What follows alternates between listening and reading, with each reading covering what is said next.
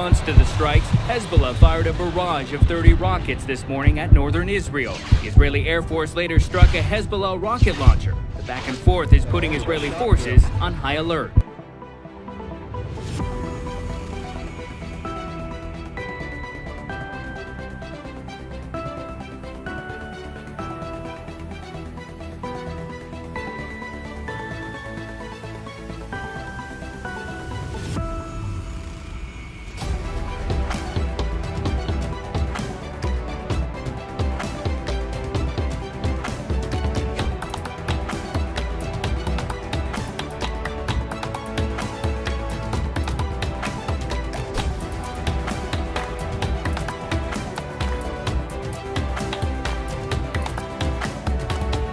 And realizing that it's okay to admit that I am vulnerable. And when should I involve a professional? The dynamics of the family changes when every single child is succeeding.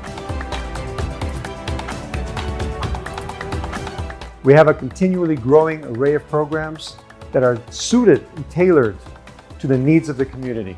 At Hakshiva, we help families build their resilience to be able to then help their children to succeed. Hakshiva's vision is to build resilience into each individual. Our ADHD Center helps building resilience exactly for these kind of situations.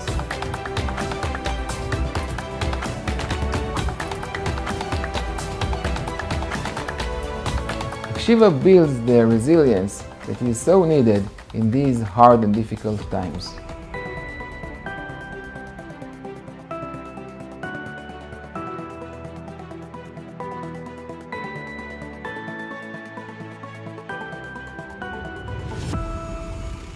So join us on Sunday the 15th and Monday the 16th of September 2024 for the Hakshiva annual live broadcast, this year on the topic of resilience.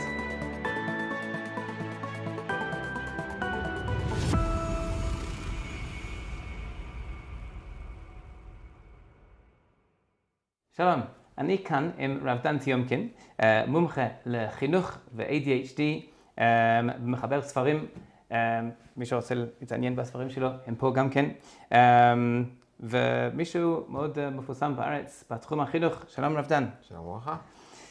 רב דן, מהו החוסן? זה הנושא שלנו השנה. מהו החוסן ולמה זה משהו חשוב להתמקד בו אצל צעירים?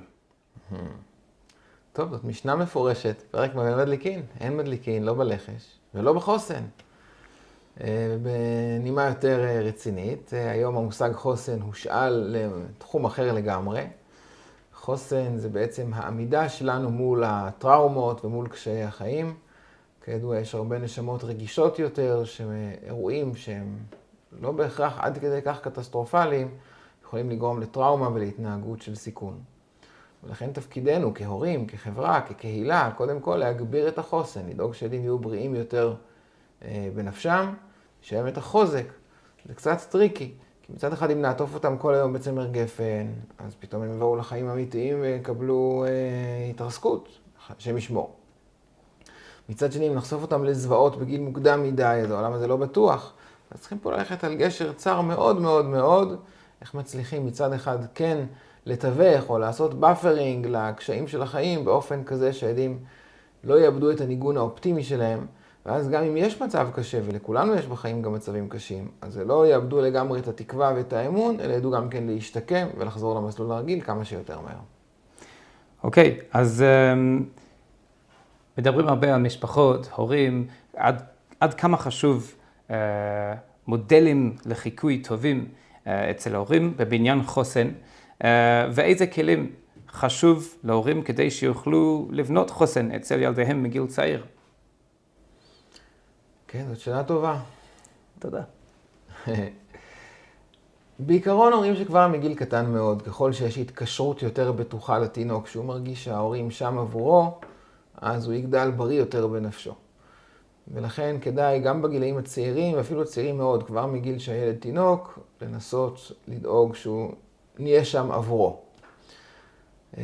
אני קצת פוחד להתחיל את ההקדמה שעכשיו אמרתי, כי הרבה פעמים אומרים, טוב, הכל אבוד, הילד הזה נולד בתקופה של מלחמה, בתקופה של קורונה, היינו לחוצים, היינו עצבניים, אבל זה חלק הטוב, כל עוד הנר דולק אפשר עוד לתקן. ותפקידנו באמת לייצר בית עם כמה שפחות ביקורת וכמה שיותר אווירה חמה ונעימה ומקבלת. וזה בונה את החוסן הנפשי, את החוזק של הילדים שלנו. צריך להתפלל על זה שנזכה. מי שמרגיש שקשה לו עם זה באופן מיוחד, שאיך לטפל בעצמו. באמת, שיש טיפול לנו, ההורים. אבל בסוף, ככל שאנחנו נצליח לייצר אווירה, ושוב, אין מושלם, אבל כמה שאפשר להצליח יותר. הילד לא אכפת לו בדיוק מה מצבנו הכספי. הילד לא אכפת לו בדיוק מה מצבנו של הלחץ והחרדה בחוץ, וכמה איומים קיומיים יש על ישראל, וכמה איומים קיומיים יש על העם היהודי. הוא בסוף מסתכל על אמא ואבא. ואם הוא רואה אמא ואבא, שלמרות כל הקושי, מצליחים לשמור על חיוך ועל אווירה נעימה, הוא יגדל בריא יותר בנפשו. וזה לגמרי סובייקטיבי. הרבה פעמים ההורים נלחצים בקלות, והרבה פעמים ההורים אין מספיק כסף בעיני ההורים, מעבירים את זה לילדים תחושה של קטסטרופה. אז זה לא נכון. לא צריך לעשות חוג דרמה, ולא צריך לשקר, ולא צריך לעשות כאילו, אבל צריכים באמת לעבוד על עצמנו כדי שנצליח להעביר לילדים תחושה של ביטחון, תחושה שהעולם הזה מוגן ושיש להם סיכוי להצליח. אז יכול להיות אפילו שזה ברמה מסוים, זה יכול להיות משהו שלא מזויף, אבל יש ביטוי באנגלית fake it till you make it, כאילו לפחות לשדר לילד אופטימיות, וזה גם אם אולי זה לא בדיוק תמיד קיים. נכון. הציטוט שאמרת, יש לו גם מקור יהודי. בספר החינוך כתוב אחרי הפעולות נמשכים הלבבות, נמשכות הלבבות. הלבבות נמשכים לפעמים אחרי הפעולות. רבי נחמן מברסלב אומר, לפעמים בחתונה אתה רואה את זה, מישהו סוחב אותך לרקוד, בהתחלה אין לך כוח לרקוד, אבל אתה מתחיל כזה לרקוד, ולאט לאט נכנס לאווירה. גם כאן צריכים להיזהר שלא יהיה פער גדול מדי, mind the gap. אבל מצד שני צריכים לדאוג שהאווירה תהיה נעימה וחמה ומקבלת, ושוב, אם יש בעיות בזוגיות, אני לא אומר שתמיד הכל צריך להיות מושלם, אבל צריכים לנסות לעבוד על זה, גם על זוגיות וגם על האישוז שיש לי בחיים, על העניינים שיש לי בחיים. גם אני עברתי דברים, גם לי יש את הטראומות שלי, גם לי יש את הכאב שלי. ובכל זאת הילדים רשאים וזכאים ומחויבים לגדול בבית נעים וחם כמה שיותר. ולא בשמיים, אפשר להצליח לתווך את הילדים בצורה טובה ובריאה, ובתקופה כל כך סוערת שבחוץ יש טילים ומלחמות וחוסר ודאות ואיומים קיומיים, הילדים מסתכלים עלינו, אז מאוד מאוד חשוב שנעשה את התפקיד הזה כמו שצריך. ההורים אומרים לעתים קרובות שבני הנוער שלהם סגורים, הם סוגרים אותם בחוץ, הם לא מתקשרים איתם, מתנהגים בצורה חשאית, מתחמק וכדומה. איך הורה יכול לשמור על תקשורת טובה כשאין נראה שיש להם שותף? אין פה כלל אחד נכון. צריכים להשתדל לייצר אווירה כמה שיותר מקבלת. ברור שאם אני אהיה כלפי הבן שלי שיפוטי וביקורתי, אז הוא לא ירצה להיות איתי והוא לא ישתף אותי. אז קודם כל צריכים להוריד את השיפוטיות ואת הביקורתיות כמה שרק אפשר. דבר שני, צריכים לדעת שזה גיל קשה, גיל ההתבגרות, ויש ילדים שהם יותר מופנמים בטבעם. צריכים לנסות לייצר מצבים, לייצר סיטואציות. יש כלל כזה שאומר סדק סדק תרדוף, לחפש אחרי החריץ, לחפש אחרי ההזדמנות. אז לפעמים בבית, כשמכונת כביסה עובדת ולי יש 1000 דברים על הראש, אז המבט שלי קצת לא מפוקס, ואז זה לא אווירה שמזמינה שיתוף וקירוב לבבות. אבל אם אני פעם בכמה זמן אקח את הילד לאיזה מנגל, ברביקיו, אם אני אקח את הילד לים, לטיול קטן, שרק אני איתו, הפלאפון מחובה, יכול להיות שאם אני בעצמי אשתף איזשהו סיפור שקרה לי פעם, זה ייצר אווירה יותר אינטימית, יותר אווירה של חיבור, יותר אווירה שאפשר לסמוך עליי, מה שאתה אומר לי נשאר אצלי, אני לטובתך, ואז צריך לעבוד על זה. אבל כשמוצאים זמנים כאלה, צריך לקבוע עיתים. חז"ל אמרנו כלל לקבוע עיתים לתורה. צריכים לקבוע עיתים לתורה, צריכים לקבוע עיתים לכל ילד. לקבוע עיתים לנועה, לקבוע עיתים ליונתן, לקבוע עיתים לאבי, לתמר, לשלומי, לכל ילד. צריך שיהיה לו זמן, איכות, קבוע, בונדינג טיים עם אבא, עם אמא. זה מאוד מאוד חשוב. בסוף זה מה שבאמת עושה את החוסן. הזמנים האלה המיוחדים, שבהם אנחנו עם פלאפון מחובה, קשובים ונותנים תחושה שאפשר לדבר איתנו על הכל, אנחנו לטובתך. אז כיצד מגנים הורים על שאר הילדים במשפחה, כאשר אחד מהילדים עובר תקופה של אי התייצבות, והשאר לא? אז איך אפשר לאזן? איך אפשר להגן על ילד אחד כאשר אח אחר עובר תקופה קשה?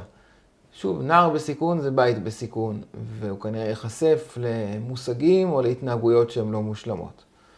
אין לזה תרופת פלא שמרפא את הכל, ובכל זאת בדרך כלל ספינה טובעת לא בגלל הגלים בחוץ, ספינה טובעת כי יש גם בתוכה חור.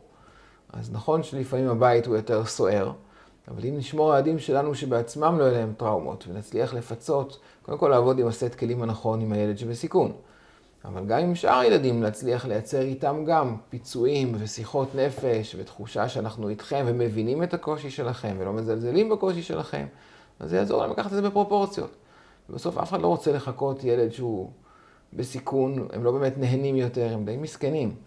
אז אם יש לו מספיק חוסן, אם יש לו מספיק חיזוק מההורים, אם הוא לא מחפש בכוח להוכיח את עצמו כי אין לו את אותה הטראומה, אז לא זה מה שישפיע עליו לרעה, להפך, לפעמים זה רק מחזק אותם, ואפילו גורם להם בסוף להיות אנשים יותר אמפתיים, אנשי טיפול, שמצליחים להכיל ולקדם גם בחורים במצבים קשים יותר.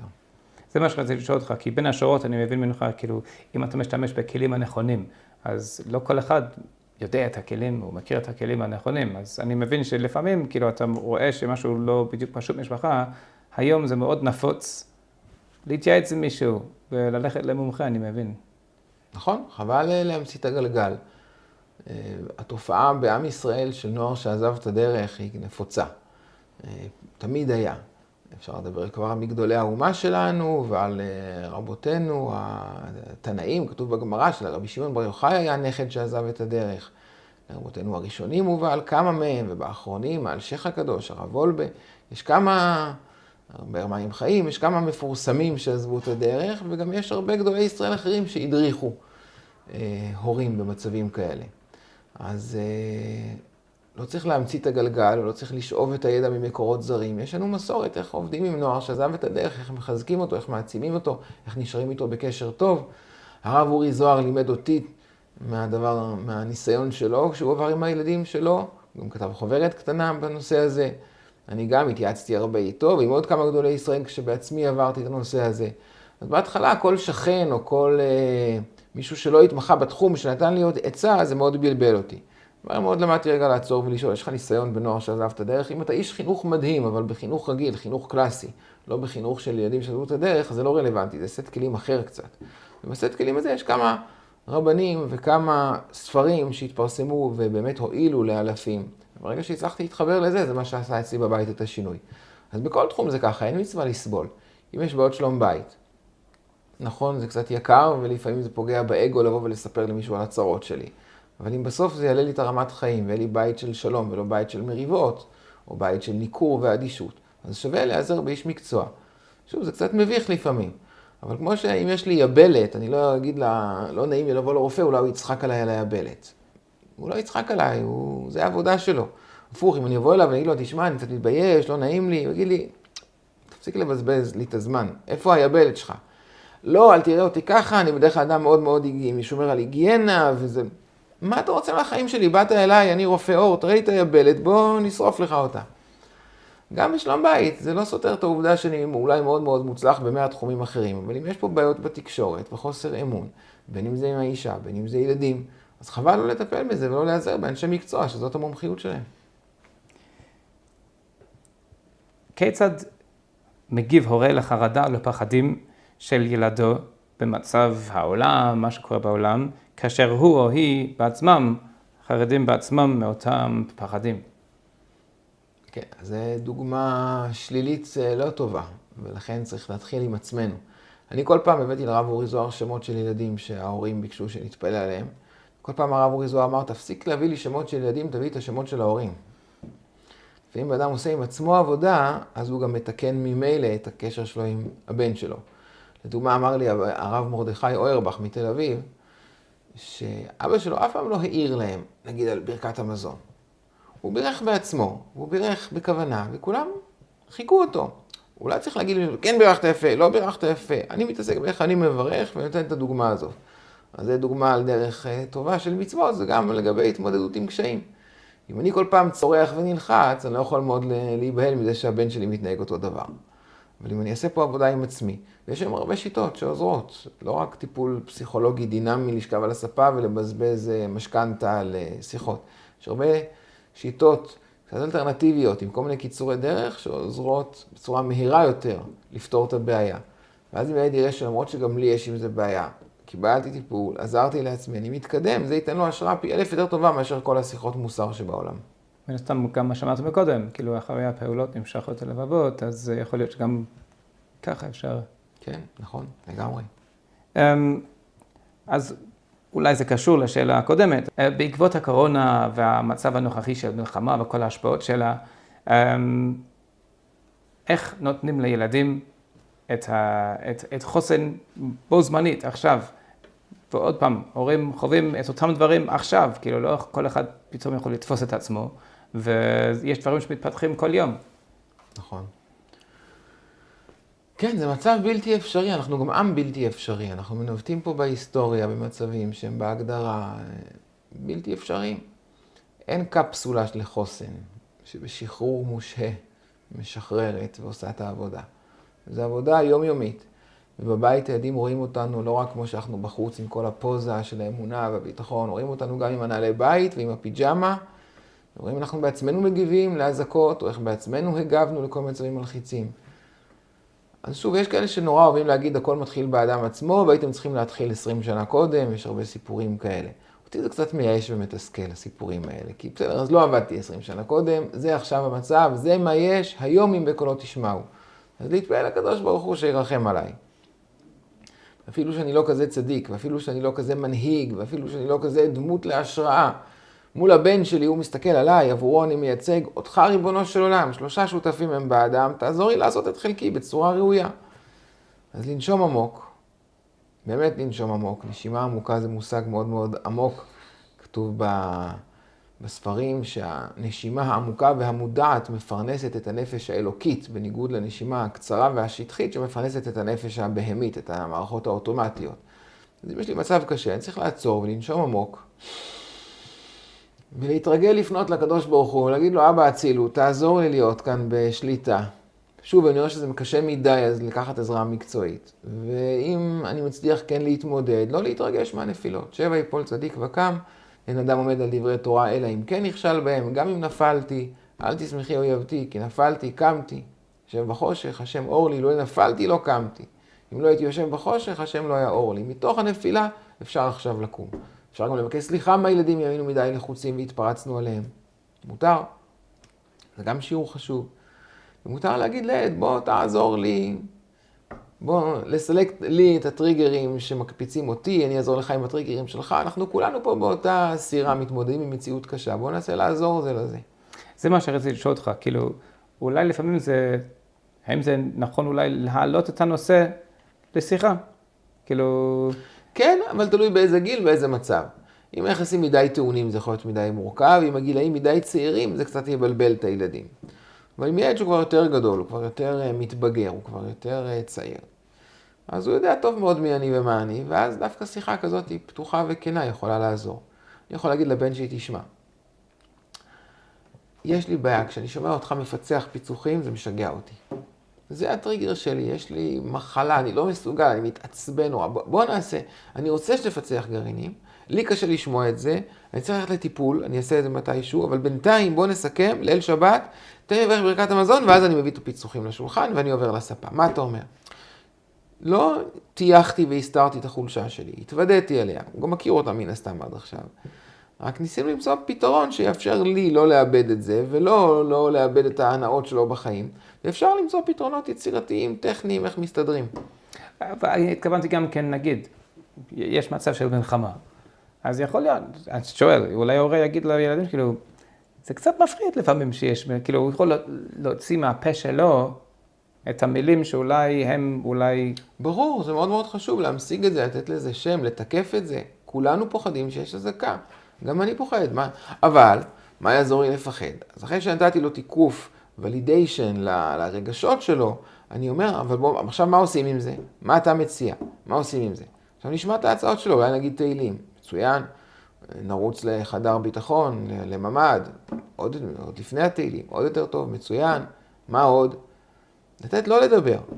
ואז גם נתתי תיקוף לרגשות שלו, וגם אמרתי, אוקיי, כולם מרגישים ככה, גם אנחנו. השאלה מה עושים בשלב שאחרי. הרבה פעמים אנחנו מדלגים ישר לשלב שאחרי.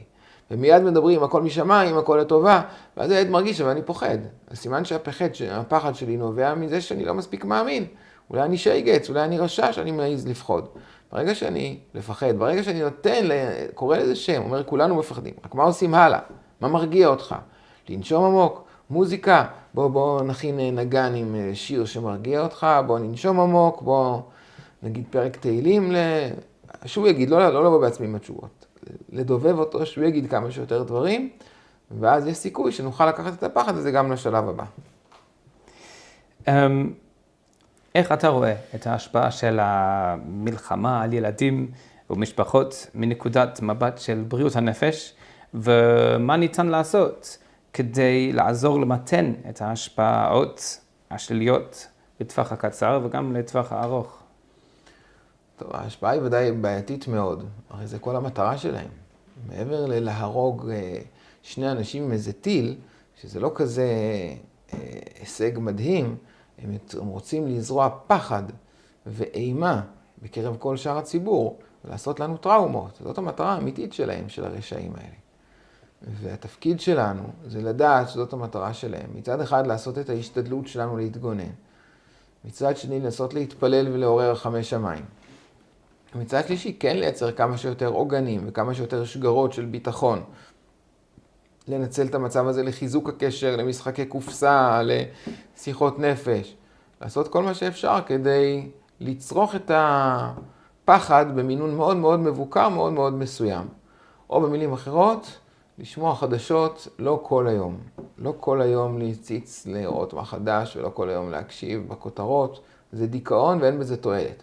אז מישהו שר הביטחון או מישהו מתנדב בארגוני הצלה, עליו אני לא מדבר עכשיו. כל שאר האנשים בעולם, הרב וולבה אמר, צריך לשמוע חדשות פעם ביום, לדעת על מה להתפלל. פעם ביום, זה מספיק. לא כל היום.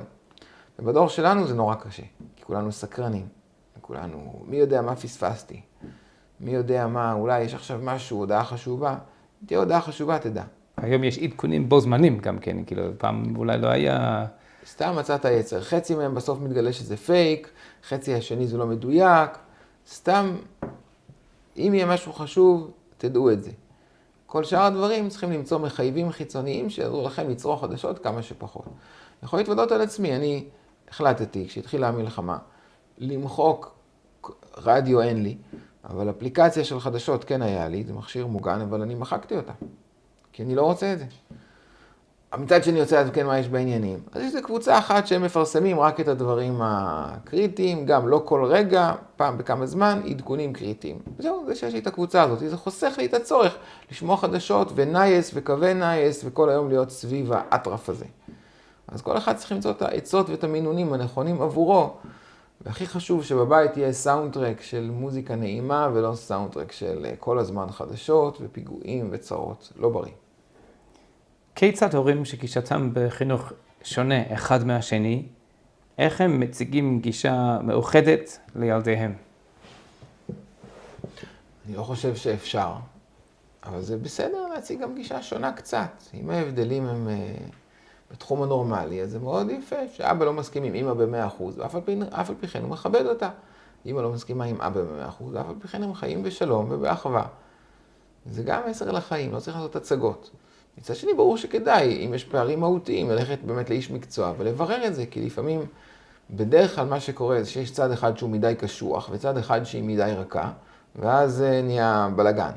אבל אם לומדים, יבוא השלישי ויכריע ביניהם, באמת את הכלים הנכונים והמדויקים לכל מצב, אז זה לא אישי, אני נגדך או את נגדי, אלא לומדים ביחד את המהלך הנכון והמתאים.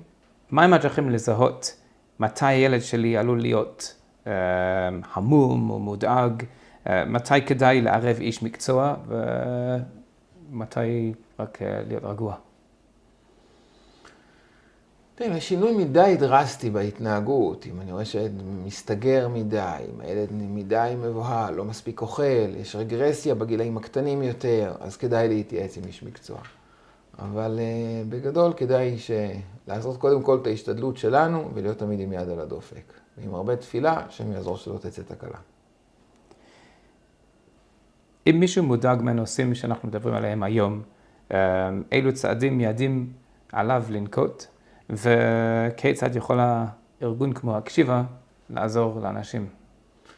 אז זה שיש אנשים זמינים, שיש להם ידע, גם זה יכול להיות ערן או מטיבתא או הקשיבה באמת, שיש להם אנשים שמצד אחד עם הידע המקצועי, ומצד שני גם עם הידע התורני וההשקפה הנכונה. אז זה עוזר, לפעמים צריך לא הרבה. איך רש"י אומר, הודהו על החמור, מספיק אחד כדי לעזור לו שלא ייפול. אם הוא כבר נפל, צריך 5. לפעמים עצה טובה או הדרכה נכונה ברגע הקריטי יכול לחסוך הרבה בלבול ראש, ולכן כדאי להיעזר בכל איש מקצוע זמין, ובלבד שיהיה באמת מקצועי ותורני, והשם יעזור, שבאמת הקשיבה תצליח להמשיך את מלאכת הקודש שהיא עושה. אמן. האם תוכל לשתף סיפור של הצלחה שמראה את הכוח הטרנספורמטיבי של חוסן שראית בעצמך? כוח טרנספורמטיבי של חוסן, זה מילים מאוד מאוד גבוהות. יש כל הזמן, אנחנו רואים סיפורים מול העיניים. כשההורים לחוצים, הילדים גם. וכשאנחנו כהורים מצליחים לקחת נשימה עמוקה, כולנו, שוב, זה לא צריך בשביל עכשיו סיפורים להציץ בספרים.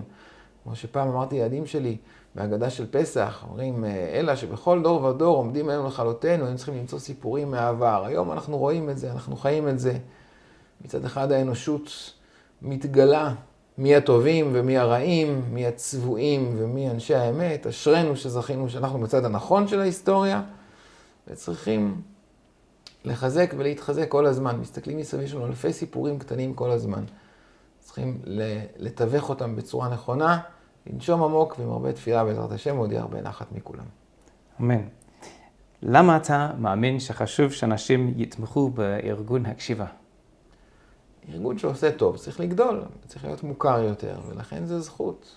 כתוב, הנטפל לעושה מצווה, כתוב עליו הרבה דברים טובים. אז זה זכות לתמוך באנשים שעושים דברים טובים, והרבה בריאות בעולם. שוב, ברגע שדברים מסתבכים, אז זה כבר נהיה הרבה יותר מורכב. וכשזה נוער בסיכון, שהולך עם קוקו ועם סכינים ומטריד את הקהילה, הרבה יותר קל למצוא את המשאבים. אבל פה זה הרבה יותר פשוט, פה הילד עדיין ילד טוב.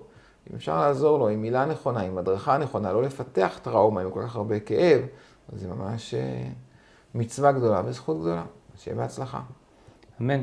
רב דן טיומקין, תודה רבה. תודה רבה לכם. בהצלחה. In response to the strikes, Hezbollah fired a barrage of 30 rockets this morning at northern Israel. The Israeli Air Force later struck a Hezbollah rocket launcher. The back and forth is putting Israeli forces on high alert.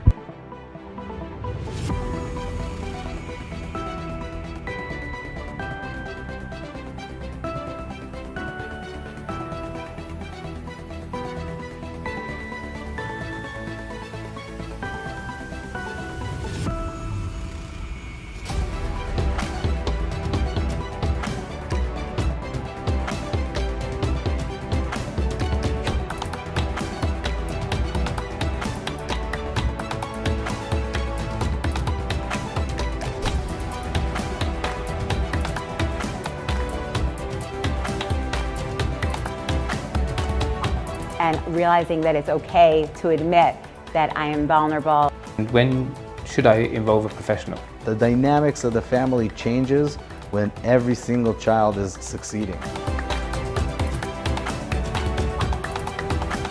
We have a continually growing array of programs that are suited and tailored to the needs of the community. At Hakshiva, we help families build their resilience to be able to then help their children to succeed. Hakshiva's vision is to build resilience into each individual. Our ADHD Center helps building resilience exactly for these kind of situations.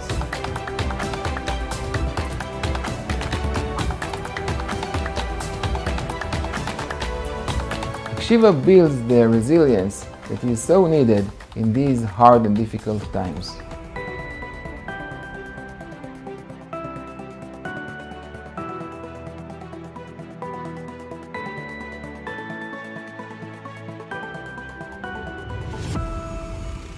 So join us on Sunday the 15th and Monday the 16th of September 2024 for the Hakshiva annual live broadcast, this year on the topic of resilience.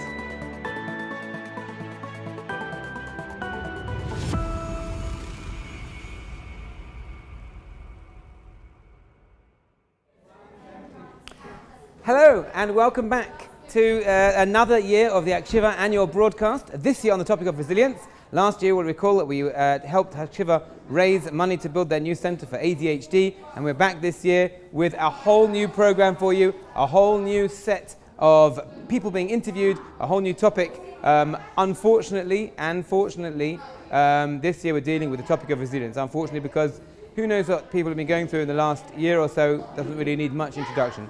On the other hand, the possibilities of resilience and the need for it has never been more important, and Hakshiva this year is not just raising awareness, but is also raising funds to continue to help Hakshiva to do the wonderful work they do in our community with young people and their families. So make sure that you stay tuned for a whole program full of very interesting content, both interviews that you will see coming up on your screen and live people in the studio. As you will see, somewhere around here, yes, I can see it now, there's like people donating. They're streaming across like this. See, there's like in that direction, yeah? And they're streaming from here, and they're streaming across a little bit slowly over here. And you can see all the people, how much they've given. If you don't see your name there, it's probably because you haven't donated anything. So it's probably a good idea if you want your name up in lights and to be world famous and to get publicity and unparalleled publicity. Make sure that you put your name down. If you don't want unparalleled publicity, make sure that you donate and write the word anonymous over there. And that way you get the benefits of donating without all the hassle of world fame and fortune, people coming to your house asking for your autographs and paparazzi and all that kind of thing. Every donation you make, of course, is doubled. Help us reach our target this year, which is $360,000. Yes, $360K. If you have $180,000 spare and you donate it now, we basically met our goal and we can all go home. But then we'd miss all the fantastic content that we have for you tonight. Behind me here, you'll see a screen full of interesting information, like the words donate now. Here you go, donate now. And it tells you that this year's theme is resilience, so that helps keep all that in your mind. And occasionally you'll see things popping up like that, coming up next. And then you'll see what in fact is coming up next. For example, Adi Khan, resident expert and head of all the therapy services in Hakshiva. We interviewed her and we caught up with her. She'll be coming up soon on the broadcast. Check out that. Yossi Wachtel, who now looks like Adi Khan and now looks back like Yossi Wachtel again. It's the 21st century. People always transitioning and looking like other people and all times. Yossi Wachtel will be coming up also on the program. In fact, a whole host of people, both in interviews that you will see on your screen and live in the studio. Here's Rav Shafnos, for example. Do you know who he is? Well, stay tuned to hear what he has to say. All these people have their own expertise that come to the table. So we'll, of course, have in the studio Rabbi Heyman and others coming in, people who have supported Hakshiva for a good amount of time and are well placed for a number of reasons to talk about Hakshiva, the work they do, and this year's topic of resilience. If you have a particular interest in resilience, you should stay tuned. If you have no interest in resilience, you should also stay tuned, but definitely, whether you stay tuned or not, you should donate. How do I donate, you might be wondering? Well, if you're seeing this, then you must be on a page that is got all the donation details on it. Somewhere underneath where I am right now, I think it's underneath, there is a button. Where is it? Underneath me here. I can't see it from where I am, but you can see it. We are already on $114,000, so that's not bad. About a quarter of the way there. Ooh. Yes, how much? 31%. There you go. There's about a quarter of the way, but it's actually 31%. How do I know? I've just been told that in my ear. No, these are not the voices that I hear in my head. That's another set of voices. This is the voice that I have coming into my ear from Live for You over there, Denise. And Nissan and all their extended company and equipment and machines that go ping and wires and screens and microphones and plugs and extensions and things that are taped over here, and an entire set including no expense spared on these very real flowers, which in fact are not. They're here helping, so they are, Denise is in my ear. Here's the couch, the Hakshiva couch. If you want to sit on this couch, for a small donation, it can be arranged. Also, people who have been supporting Hakshiva already will be coming in during this evening and we'll be interviewing them there. You get to see also the full body shot of myself. If you're very lucky, at some point I might remove my shoes and you will see the very exclusively fantastic socks that I'm wearing. In the meantime, I'll be back to annoy you very shortly after this. Check it out. This campaign is about resilience.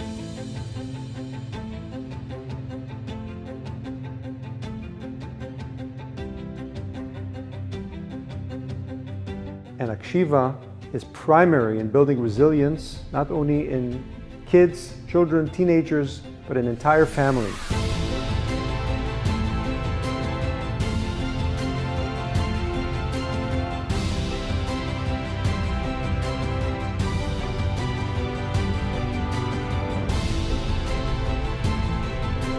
Our mission at Hakshiva, after 20 years of being here for the community, is to continue to build resilience. So join us on Sunday the 15th and Monday the 16th of September 2024 for the Hakshiva annual live broadcast, this year on the topic of resilience.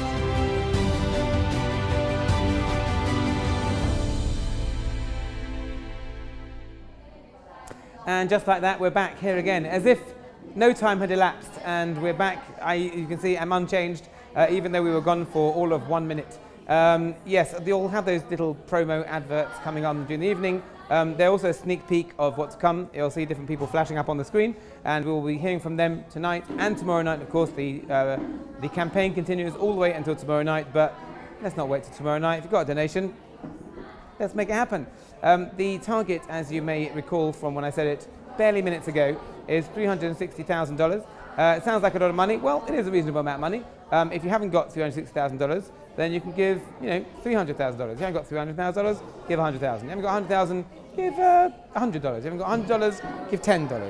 $10, give what you can. Everything you give, though, will be doubled. So whatever you give will be twice as much as you actually gave, because our generous matching donors have stepped forward once again to help Hakshiva raise money for their continued operations.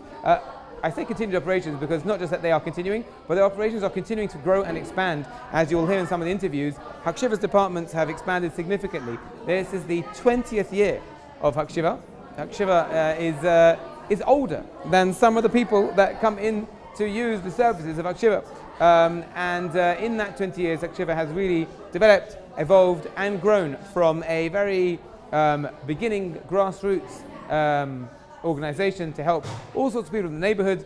Over the years, they have formalized more and more things, and we hear from Adi Khan soon. You'll hear how she describes the development of Hakshiva, the programming, the vision, programs that they wanted to make happen, but maybe they were a little bit too visionary and ahead of their time. And over the years, they've put things in place till Hakshiva really is rocking. It's pumping over here. I mean, it's pumping here now, but it's also pumping during the week a whole range of programs. In fact, if you just take a peek behind me over here, you'll see all sorts of people. You'll hear all sorts of people, and you'll be able to see what they're actually doing. They're busy, scurrying around, talking to each other, communicating, getting phones ready, calling people. They might be calling you. They might have called you already to say, don't forget about the Hakshiva campaign. Please remember to donate. It's extremely easy. If you're seeing this, if you're not seeing this, then I'm talking to nobody at all, which, yes, story of my life. But if you are seeing this, then you're on the right page, because not only are you seeing this, but even more importantly, you're able to donate. Not only does it say donate now over here, but it also says donate now somewhere down there underneath where I am. And that's the donate now that you want to click on. Click it, and it will allow you to donate, I guess, as ever much you want to donate.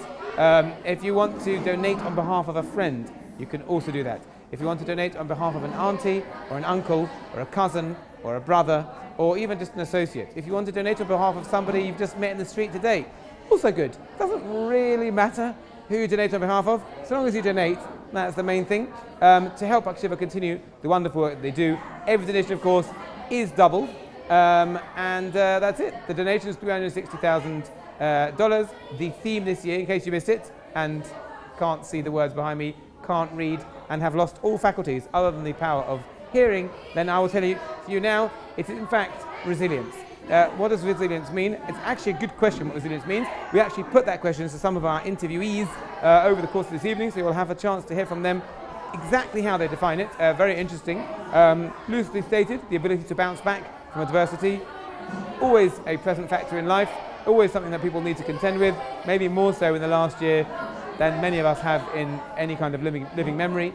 The need to be resilient and bounce back has never been more relevant for young people, their families, and their extended families. How do you deal with this as a young person? How do you deal with it as a parent? How do you deal with this as a parent of a young person? How do you show your own strength in the case where you might be feeling weak? All these issues are addressed and more in the interviews that are coming up. As you see, as I mentioned before, down here you've got a kind of a ticker thing. It's called a ticker, I believe. Oh, wait, it's also my name in case I forget it. Very good. It tells you that I'm an education and broadcaster, apparently. But underneath over here, you've got a ticker thing going on. In fact, this way, in fact. Follow the things going over here, you'll see. I'm not sure who that is because I can't see if it's on that far away. But you'll see that the numbers that are being donated are displayed on the screen. Also further down the page, there are also all sorts of ambassadors. I believe we have 55 different Hakshiva ambassadors working on different teams. Some of the people behind me are representing those teams. Thank you for your support, by the way. You're welcome to continue to donate. If you want to donate for a particular ambassador, you can go down, you can click and see the list of ambassadors. I guess at this point it's not unduly unfair for me to just mention the fact that there is in fact a team Maze. You can look out for it, it's one of the 55, I'm not sure which one of the 55 it is. If you want to donate for our team, that's also good. We won't complain. Each team has their own targets, of course the real target is to help Hakshiva hit their target of $360,000 to help Hakshiva continue the wonderful work they do. This year the topic is resilience. Every year you'll notice that the Hakshiva broadcast has a different theme. This year we've chosen resilience after careful consideration. I say we, I don't really choose anything. I'm just that person that rocks up and talks to people, or talks to myself often. But if you are on this page, make sure, if you're on the page, make sure that you click to donate. We will be hearing from Adi Khan, in fact, in an interview a little bit later on. But for now, you can have a sneak peek by hearing some of the things he has to say, just to whet your appetite. Check it out. All of us face challenges. I look at people who come in for help as heroes.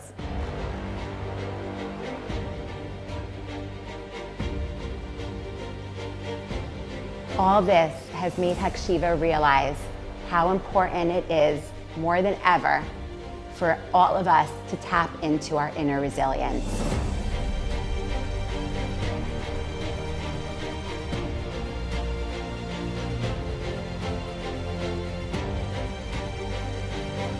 Resilience is the opposite of helpless. You're not helpless. Dig deeper, find your strength. You are bigger than life challenges. So join us on Sunday the 15th and Monday the 16th of September 2024 for the Hakshiva annual live broadcast, this year on the topic of resilience. All of us face. In response to the strikes, Hezbollah fired a barrage of 30 rockets this morning at northern Israel. The Israeli Air Force later struck a Hezbollah rocket launcher. The back and forth is putting Israeli forces on high alert.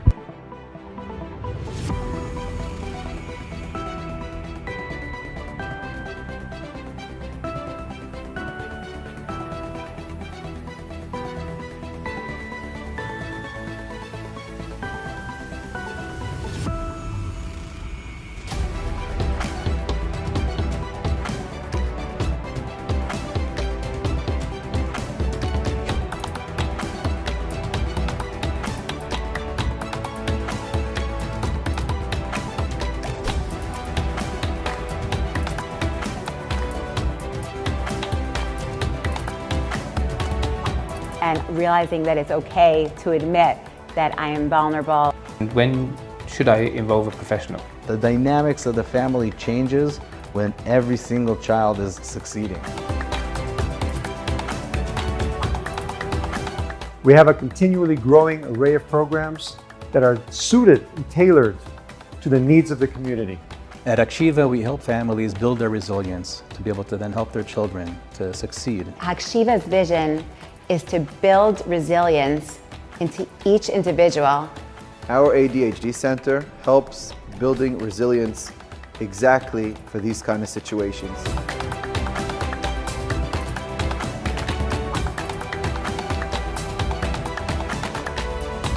Hakshiva builds the resilience that is so needed in these hard and difficult times.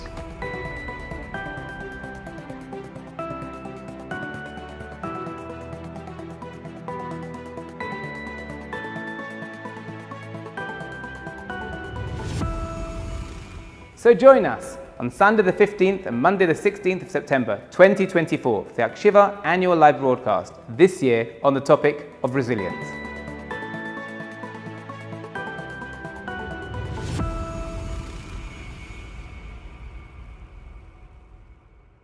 coming to this program means that you want to help your kids succeed and get stronger. Which parent doesn't want that for their kid?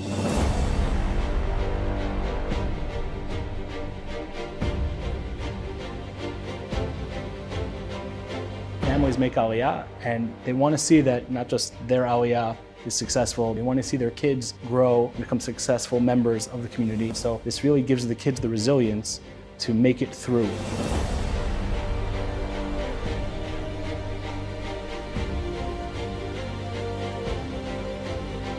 The best thing you could do for your child is to build resilience so that as they go out to the world, they have what it takes to be successful. That's what we try to do here at Hakshiva. So join us on Sunday the 15th and Monday the 16th of September 2024 for the Hakshiva annual live broadcast, this year on the topic of resilience.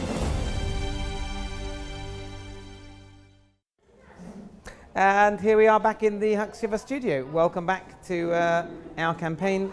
Hakshiva this year is trying to raise $360,000 to help them continue the wonderful work they do. We have a whole event lined up for you this evening and tomorrow evening, 7 p.m. till 10 p.m. Israel time. Make sure that you stay tuned. You can hear from a range of experts, both in-house and out of Hakshiva.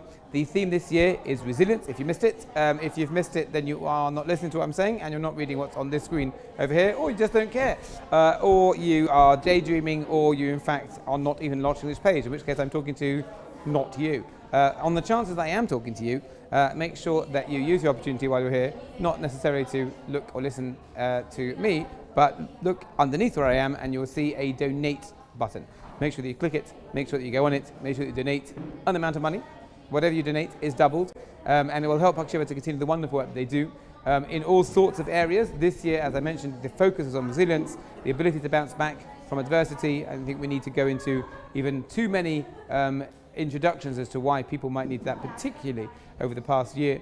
And we will have a chance to hear from some of the experts, both in-house and some of our external experts that have come to be part of our program to help inform the topic of resilience and explain a little bit more about why it's so important to help the organisation of Hakshiva continue the wonderful work they do in our community, really helping thousands of people over the last 20 years, celebrating unbelievable, not just the amount of time, but the achievements they made at that time, not just in the amount of people they helped, but in the way that they've expanded their programs to include a wide range of things. You'll be able to check it out for yourself. In fact, some of the people that we're going to interview, you'll see that each one of them is responsible for another department in Hakshiva that has been built and grown over the years. Some of them will actually describe a little bit about how those things came about and how they continue to do the work that they do and the amount of people that they're helping. It's really fantastic. It's moved from frontline work with people that might be considered to be at risk to all sorts of people in our community, just to be able to give people the kind of backup and support they need, both in the sphere of younger children, teenagers and their extended families, parents, couples, really a wide range of programs that they do. It's been a pleasure for me just to be able to interview the people, just to be able to find out for myself how Hakshiva has continued to expand the work they do. And you could be a part of this amazing venture yourself by donating and to help Hakshiva continue the work they do. You can also get informed on some of the deeper expertise that the people that are going to be sharing with us tonight and tomorrow, please God, will have. Coming up very shortly, we're going to hear from Adi Khan, who is the head of therapy services at Hakshiva. No sooner said than she appears on the screen. How does she know how to do that? Nobody knows. We'll also have a chance to meet people in the studio live later on, so stay tuned for that. We have a continued program all the way till 10 p.m. Israel time tonight, and tomorrow night again from 7 p.m. till 10 p.m. Here are some more pictures and titles of the people that are going to be appearing live in our studio, please God, and we'll have a chance to hear from them, not just about their support of Hakshiva, but for some of the very real personal experiences and what brought them to support Hakshiva and their very personal connection, in fact, to the topic of resilience. So stay tuned for that. We are getting ready, I've been told in my ear, this ear in fact, that we are about to hear from the coming up next person, who in fact is Adi Khan. I believe, let me check the time, I think it's about that time. We're ready to go to her as soon as I decide it. So I guess 5, 4, 3, 2, 8, 1, go. Enjoy. I'm here again with Adi Khan, the Director of Therapy Services here at Hakshiva. Hi Adi, how are you doing? Hi Mark, nice to see you. Nice to be back. What inspired you to join Hakshiva?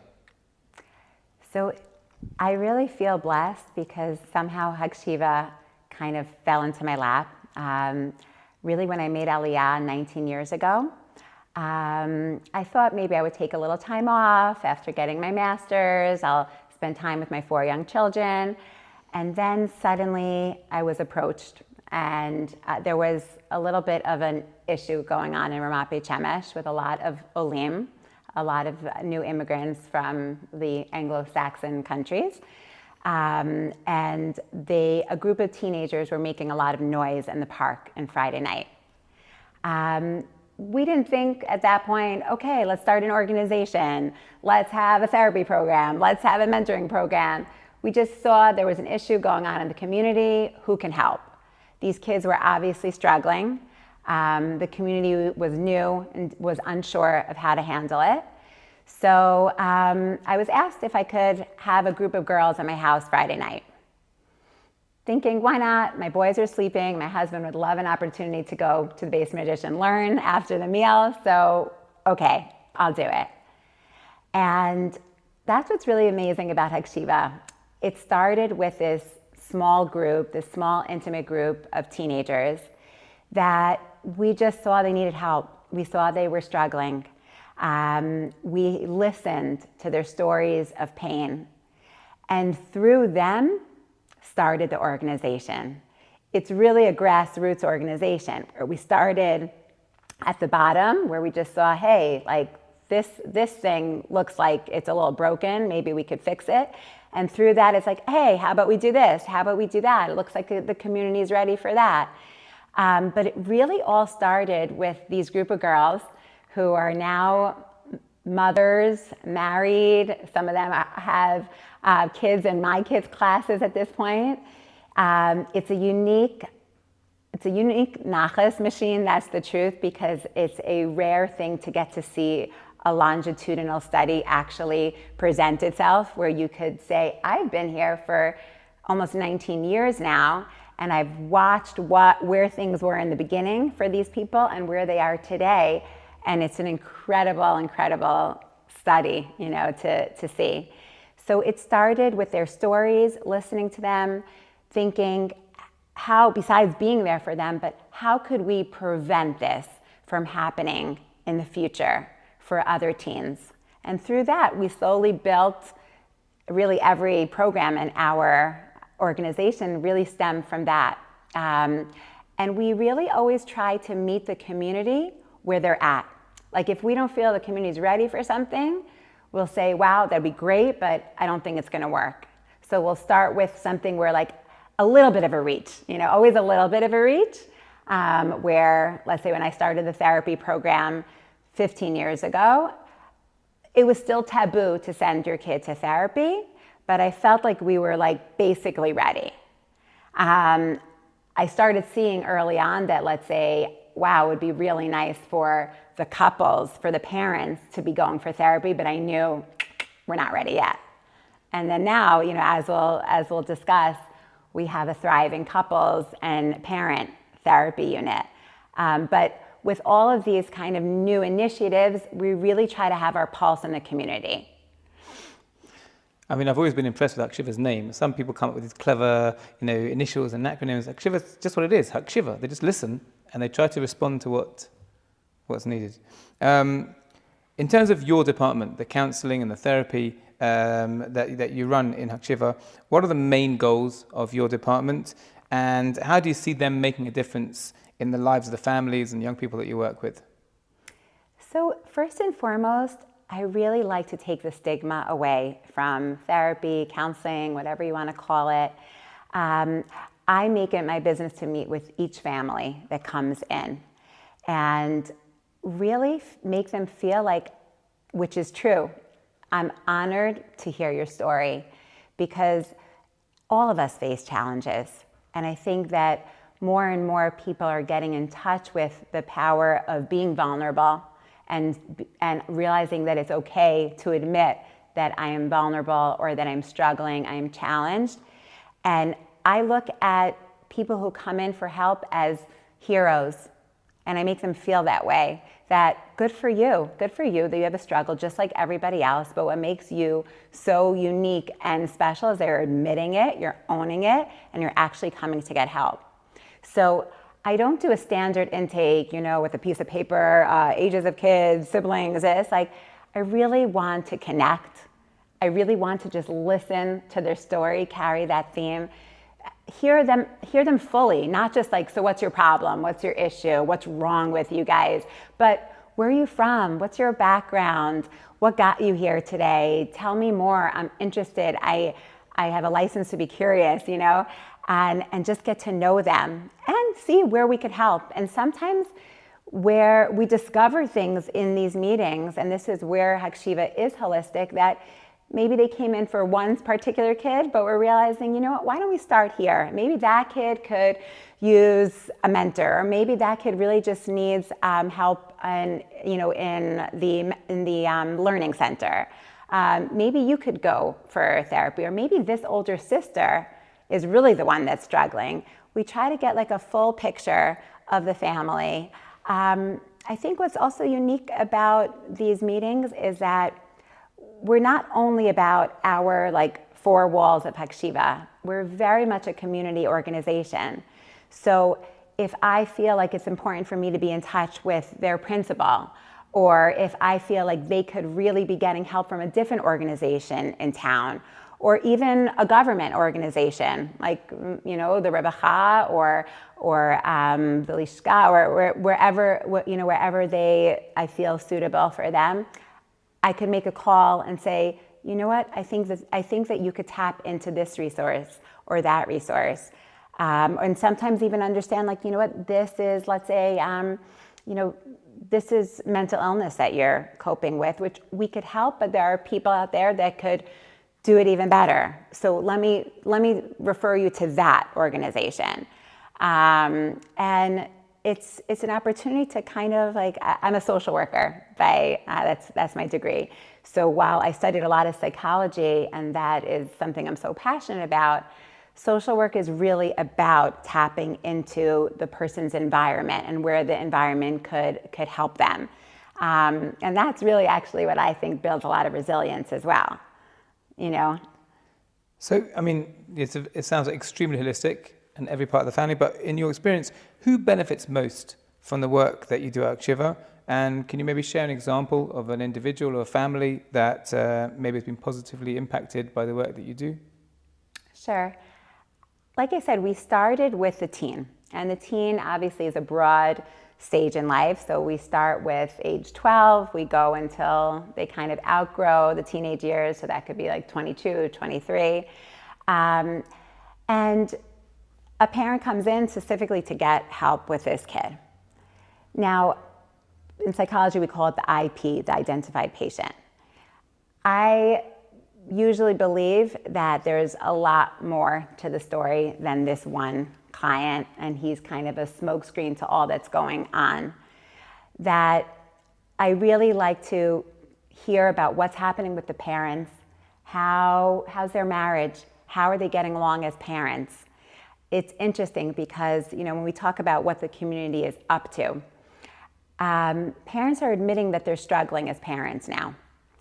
A little less so with their couplehood. And I think, first of all, struggles in your marriage is a little bit more of a stigma. It also made me realize that, especially in our religious communities, most couples didn't have a long time to be couples. They were married, and pretty soon after they became parents. And they right away wore that hat as parents without really solidifying themselves as couples. So we kind of meet them as parents and then go backwards to their couplehood and kind of almost introduce themselves as we're married, we're a team. How are we working together? Have we been working on ourselves as a couple? Oh, you're supposed to do that? Yeah. So I really, years and years ago, I believe that it was Rav Orlowick who said that 99% of successful kids is shalom bayis. And I was like, oh, that's a very sweet thing to say. And more than ever, I'm seeing that the healthier we make the couplehood, the healthier it leads off to the offspring. That when we strengthen the parent unit, and I don't mean a perfect marriage where everybody's getting along and it's all harmonious, but that the parents are happy, that the home then is happy, the children are happy. And they can still struggle, that's okay. I mean, that's what we're in this world for.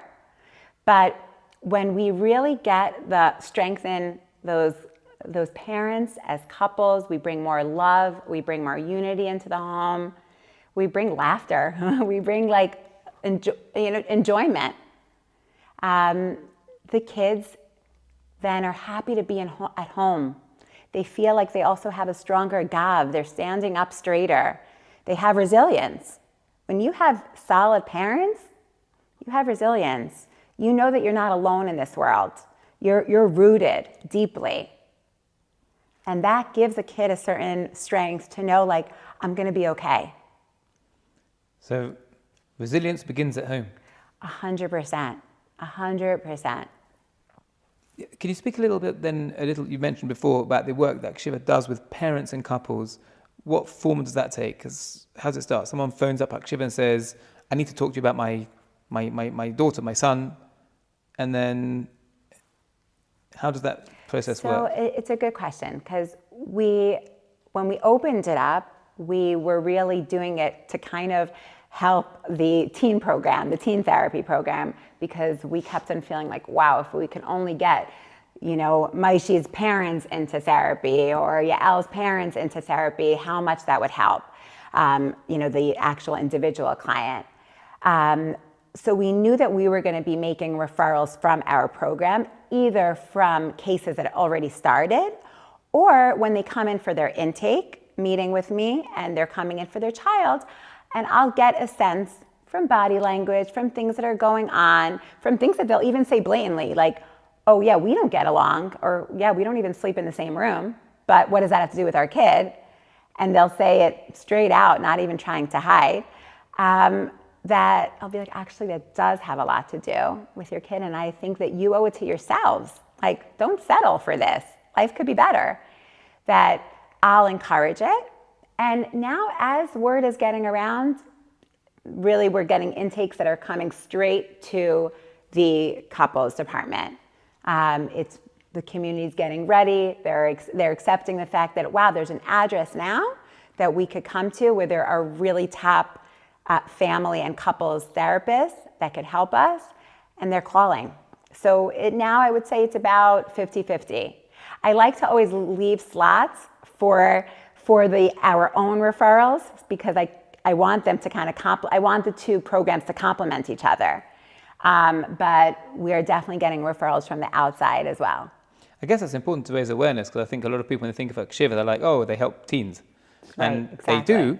They do, but the way you're explaining it is that by helping the teen's parents, we're really helping the teen. There's a lot of there are a lot of, let's say, cases where we're working with both, and there are a lot of cases that we start with the parents and we say, let's start with them, and then we'll see what happens, and then we'll maybe start with your kid. And then at the end, we don't need. They're like, it's so weird. Our kid is doing better. And we keep seeing this, and we're like, it's actually so cool. We knew it, but when you actually see it happening, it's really incredible. Right, chicken and the egg. Meaning, when I notice following my teen or with my child, maybe I've really subconsciously identified a problem with myself, and if I fix that, it'll. And this isn't about, I just want to say, about blaming the parents. It's not about all the kids' problems are the parents' fault. Mamash not. It's really not that, because the kid is struggling from all different parts of their life. It could be their own DNA, maybe they're wired in an anxious way, they're wired in a depressed way. It could be they're getting bullied in school. It could be they're having, social issues or anger management. And it's not all because the parents are not doing a good job. But when they come home to parents that know how to handle them, that know how to contain them, that don't react in the wrong way or get overly then emotional or starting to blame them or the opposite.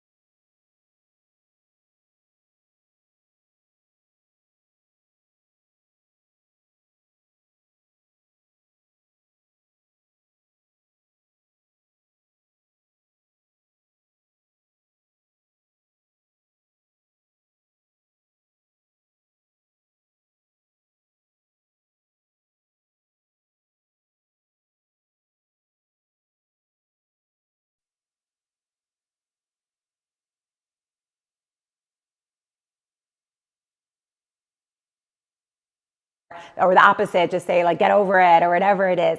When the parents then learn how to handle their child's struggles, whether the struggles are coming from home or the struggles are coming from outside of home, that is like a huge weight off the child.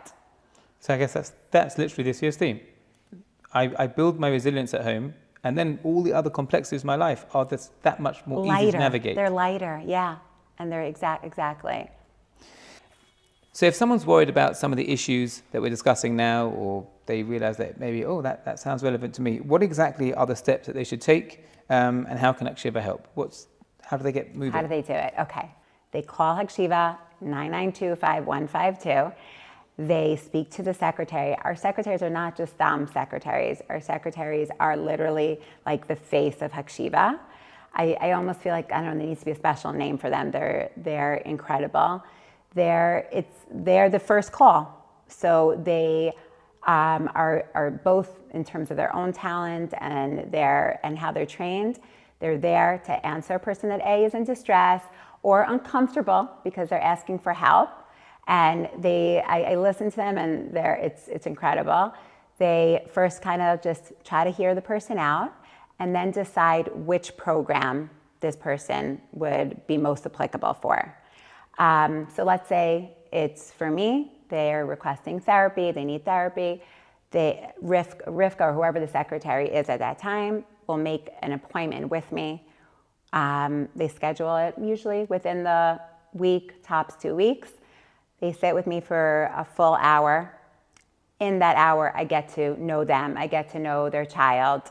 I get to also feel like I not only understand the unique challenges that they're facing so they know what service to provide them, but also the personality, because especially for teens, the click, like the right match, the chemistry between child and therapist is so critical. So I also kind of I'm like a bit of a matchmaker, where I feel like it's so critical to make that match right. And then I get back to them and, after a week or two, find the right therapist and then set it up. Now, what's amazing about Hakshiva is we're really holding our families, meaning our therapists, while they have, they are in a sense, in a way like private, because you're working with them and you feel like it's private. They're making their own hours with the therapist. They're in touch with their therapist, but there's a lot of accountability. Every one of our therapists has to meet with me, and I kind of want to know where the case is holding. They also meet with Caroline Pizer, or in the couples therapy, Joy Epstein, where they are getting weekly supervision on every case. So they're not just this lone wolf like sitting in their private office. They're really they have to make sure that they have what to show for themselves. People also are really liking to come to Hakshiva because there is a safety to a clinic setting. Like it used to be like, oh no, I don't want to come to a clinic. Now in this day and age, people feel safer knowing they're part of a clinic. We even have cameras, just no audio, just visual. We never had to tap into it, thank God. But there's a feeling of safety in the room. All of this is a lovely couch, but we have all of our therapy rooms just have a very warm, inviting feeling, which is so important for the setting of the therapy. To just feel like, oh, I like being here. Like it's pleasant for me to be in this room. And then it continues. We like to assess after a year of therapy so that it doesn't schlep forever just because it's like, oh, my therapist is a nice person to talk to. We like to kind of pause at a year to assess, are we continuing? If so, there needs to be a real reason for continuing, or is it time to terminate? You speak about the transition of Hakshiva kind of from the 19 years ago to where it is now, and you've seen how it's grown and how the community has become more ready, as you call it, for things. Do you feel that people find Hakshiva maybe more accessible nowadays because maybe what at one time might have seemed stigmatic is much more normative? Totally. Meaning, let it be clear, we are here for our original group too, like our group of whatever you want to call at-risk teens are definitely still part of Hakshiva. We love them. We're there for them. We welcome them. I definitely don't want to be an organization that is trying to hide that group. They're the beginning, and they are still a big part of our organization. But I think now, especially because, first of all, it's been so many years, and we have had the schus of helping so many families, though we don't have to keep explaining ourselves anymore, like, oh no, we do more than work with kids at risk, because we're getting calls from, from the community, from obviously parents, but schools are referring to us, Rabbanim are referring to us, even government, organizations are referring to us as well. Like the police will refer to us, the Revachah will refer to us. So we're out there, and they know the different work that we do. Obviously, it's investment to keep on letting everybody, stay current in what we're doing. Like, oh, I didn't know you guys were doing social skills groups. Oh yeah, we started that this year also. We did it. So it's always evolving, and there's more and more that we're introducing. But I think at this point, people know that we have many different programs. We help many different types of people, and that a lot of our work is preventative as well.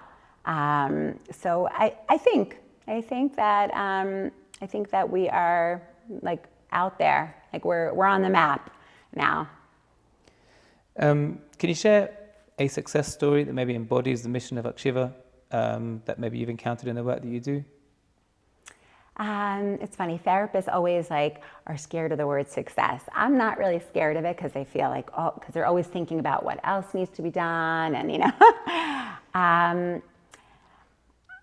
I'm going to share a story of the success of just the kind of the thinking of the clinic, and the story is still in the middle stages of development in therapy, because I think it really shows how when you think a different way and more family-oriented, how you could really save a child. A single mom came to Hakshiva. She heard about us from her son's school. And the Yoetzet, the guidance counselor of the school, referred them to Hakshiva, saying I think I've seen a lot of their work. It's a great place. Go bring your son there. I see that your son is in constant distress, and he's not doing well in school. He's not doing well socially, and he just looks like he's in too much stress for a 13-year-old boy. So the mom came in. And this is a divorced couple. So I met with the mom. She made the call. And she said that the truth is my son really needs to learn how to cope better with our divorce. He feels like he's constantly in the middle because my ex-husband is not speaking to me and speaks negatively of me. And I am now getting remarried, and he is told to not like him and told negative things about my future new husband. And my son is constantly caught in the middle of not being able to tell me things and not being able to tell my ex things. And I just feel like he needs a lot of support because of this hardship that he's going through. And something inside me was saying, okay, we could support him, but that would be like a Band-Aid. And a few years ago, that's all I would really have to offer. I would get him a lovely therapist that would listen to him, and that for sure is a positive thing. But we would just be kind of perpetuating the real issue, which doesn't belong to this poor 13-year-old. So I said, something here is not sitting well. And I said, wait, can I have the Yoetzet's number? So she gave me the Yoetzet's number. I called up the Yoetzet and I said, this case is for the parents. She's like, I know, but you can't put them in the same room. I don't think it's going to work. So I said, this is what I need you to do. I want you to be the objective person coming from the school. Call both the mother, call both the father, and tell them that I think that you guys need to go to Hakshiva to get help with how to deal with your son. Let's call him Yishai. And through that, Yishai will also get like his own help. You have a lot going on, Dad, you have a lot going on, Mom, and I think that you both should call Hakshiva. What happened is the dad, because what would happen if I told the mom, like, okay, I'll call the dad, then it's like I'm from the mom side, and like, oh, what did my ex tell you? This kind of came in, they both feel like they're owning the project. I'm giving them to a really amazing trained family therapist who is first of all, hearing them both out, validating, and getting each person to feel safe, but now finally owning responsibility of they need to work things out better because it's killing their kid. And now they're learning ways of how it's important to put away their egos aside, their anger aside, to help this kid. Now, this is a unique situation because it's couples therapy on a couple that is no longer a couple, but we're looking at it as like, wait, no, this can't just be about the kid.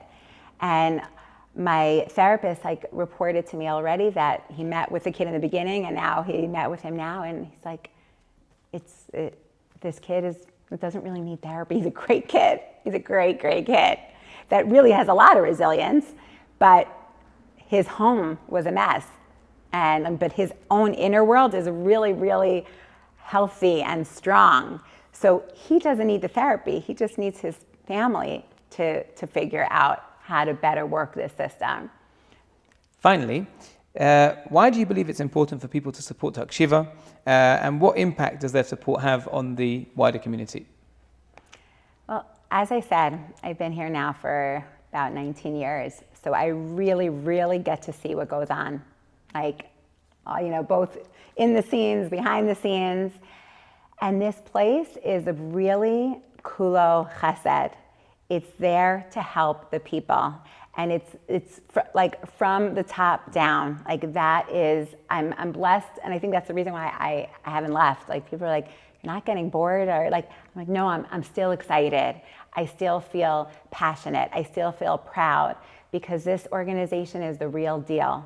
We're honest in every way, but most of all, we're honest to the community, and we're here to help you.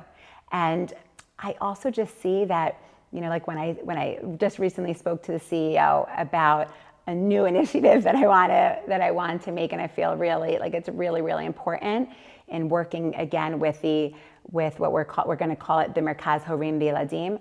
Working again, remember everything goes backwards. So now I want to have a center where we're working with young children and their parents, so that we're developing healthy relationships with parent and child from a young age. Because a lot of our work in the teenage years is repair about things and mistakes that we're still harboring from the past. Oh, well, very nice that my dad, stopped yelling at me and controlling me, but he did that for me for 10 years.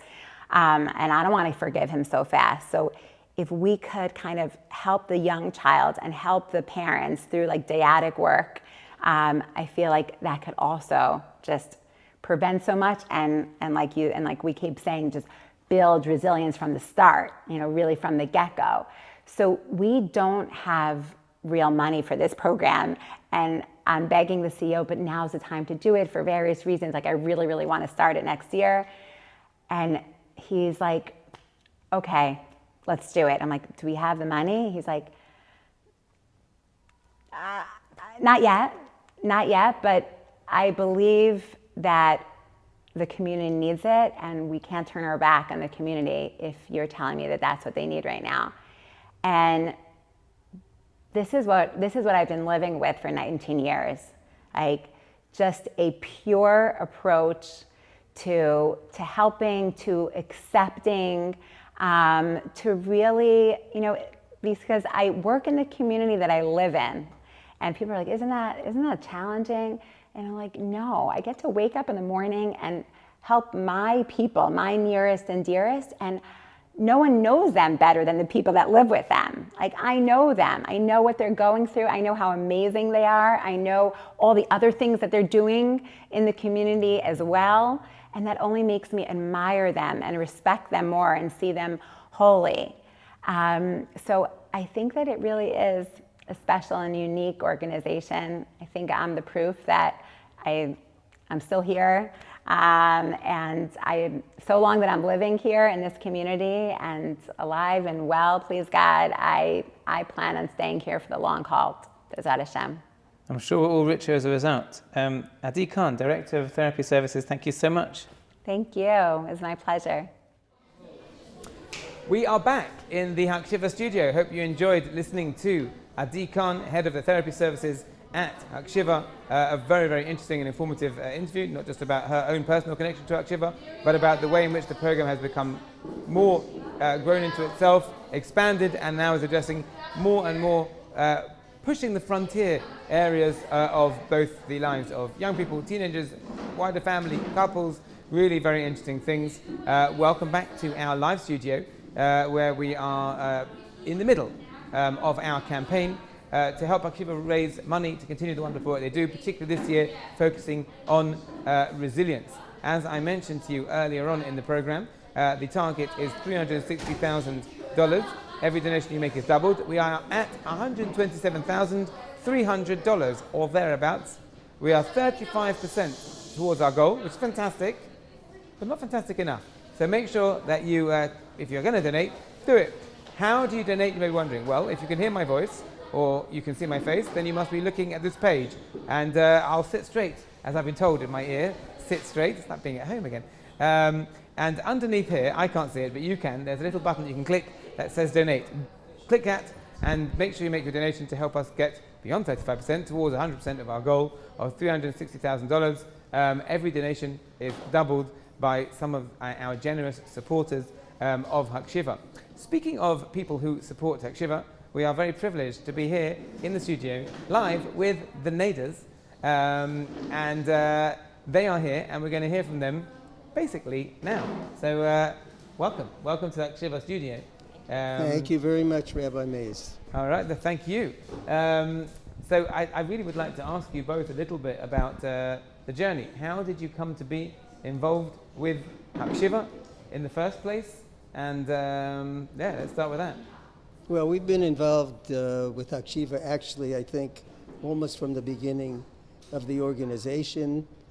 There was a fellow named Rabbi Yonasan Martin who was the founder of Hakshiva, and he worked together with our son-in-law, Shalom Iskowitz, and immediately we saw that they were doing things which we thought were critical in the life of any Jewish community. All Jewish communities, I think, are focused on their children, and sometimes children need a little bit of extra help. And when they need that help, sometimes the parents can't do it, the schools can't do it. They need another organization to supplement what they normally get and give them that little boost, that extra bit of confidence that allows them to succeed in life. And I always learned from my dad that you can't help anybody more than when you help a child. Children are the precious part of every community. And we feel very blessed to be able to be a part of Hakshiva and to see it grow. I mean, when we first came in contact with Hakshiva, they were in a little, it was sort of a caravan. And the kids used to be, they hardly had any room. And then we went ahead and helped build this building, and we think it's a big bracha for our family. And when you come into this building and you see what's going on, I mean, tonight obviously it's been refurbished to become a call center behind us and a broadcast studio. But when you come in and you see, anyone who comes in and sees it straight away, a piano, pool table, table tennis tables, upstairs, therapy rooms, different, to see the way in which the building has got like a beating heart, that must be very special to see.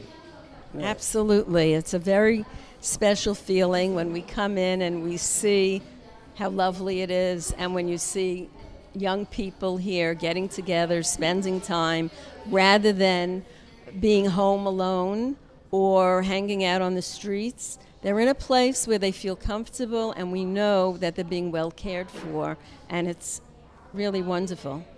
So you mentioned people being, not having to hang out on the streets, whatever it is, being in a place they're well cared for. I guess if we can just bring it more to focus on this year's theme, which is resilience, and we've got lots of experts that are talking about resilience, but I guess each person in their own lives has their own experiences, and in the last year we don't really need to stretch our minds too much to understand the need for people to be able to have that ability to bounce back from adversity or knockdowns or trauma.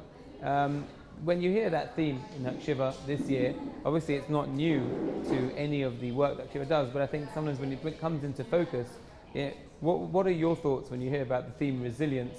What does that kind of bring out for you? I think what we all have to understand is that during this last year, children in particular have lost their sense of security.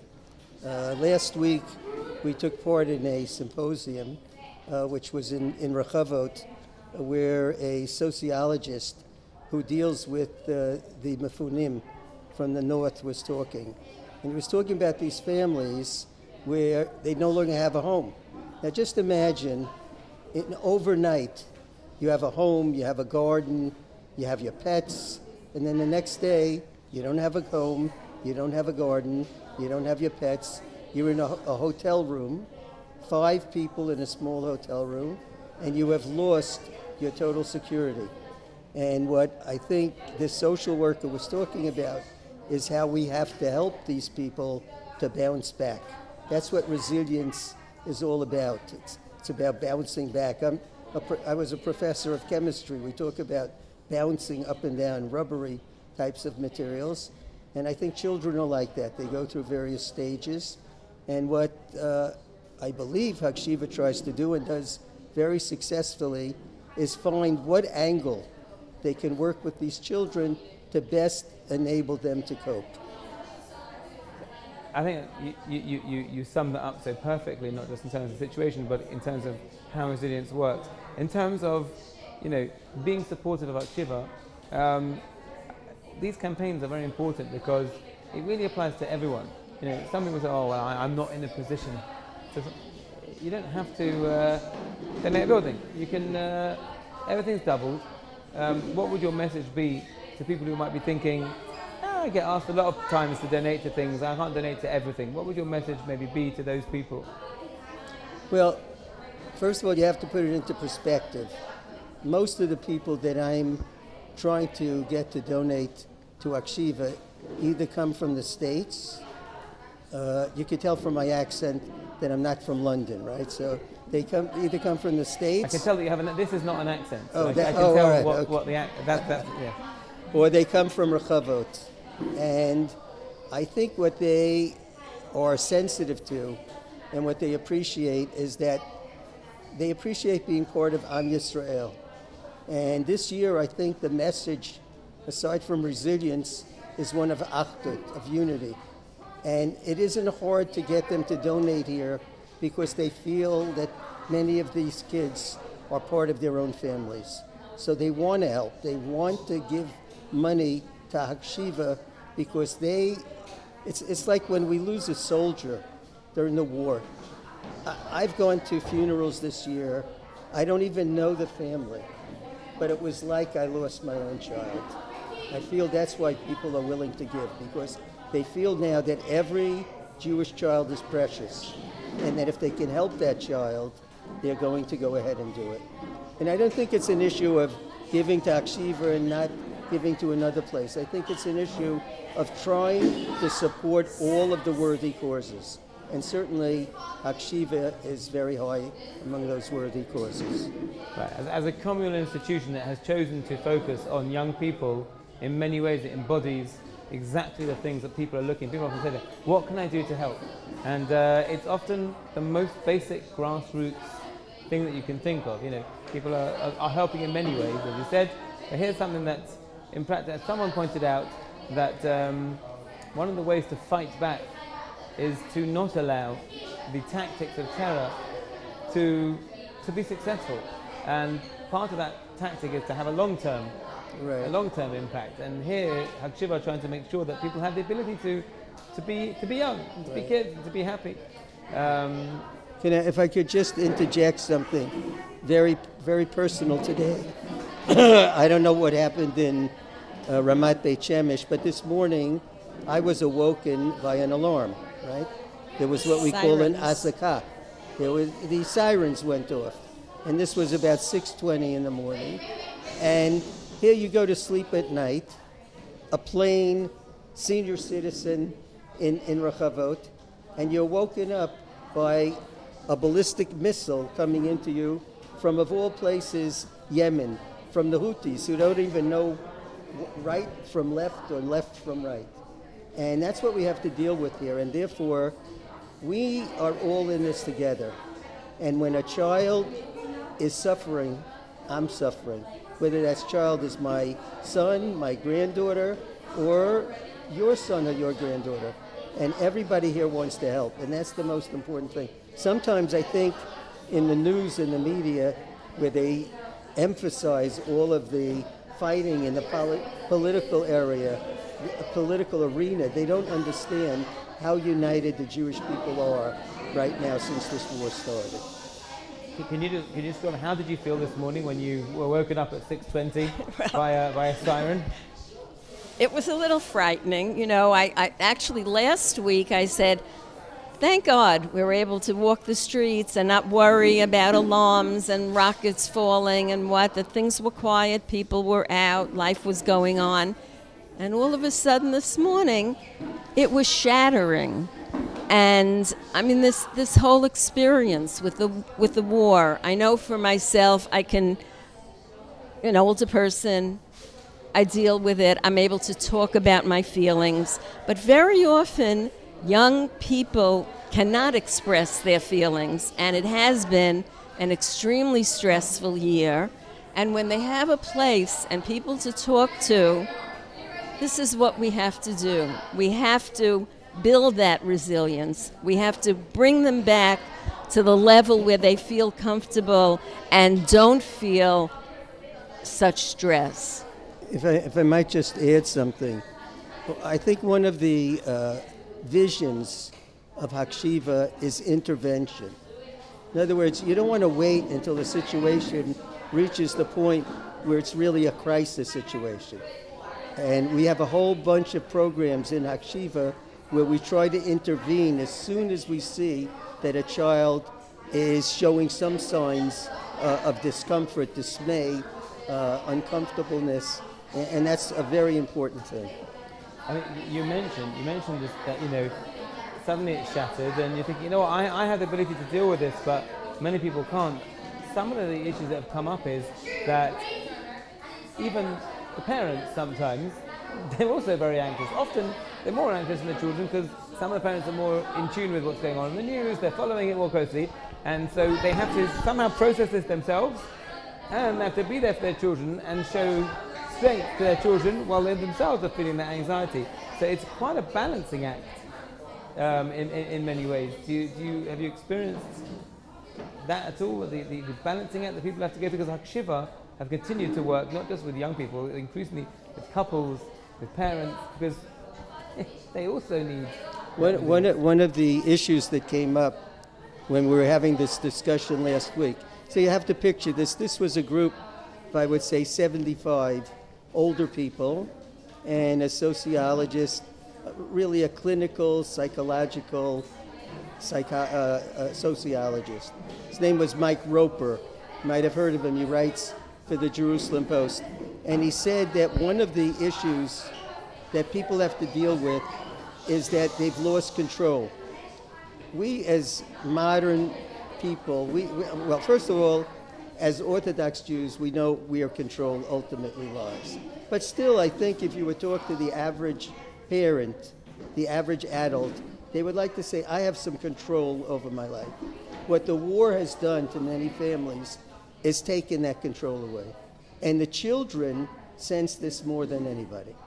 And I think what Hakshiva does, through their counseling, through their therapy, through their assistance, is they start giving that back to the child to understand that there is hope that everything isn't desperate.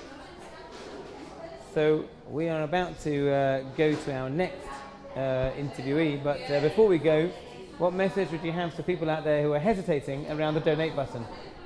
Well, the message that I would have is that I know that there are many ways that you are asked to give your money, but I think what you should ask yourself is what is going to determine the future of this country.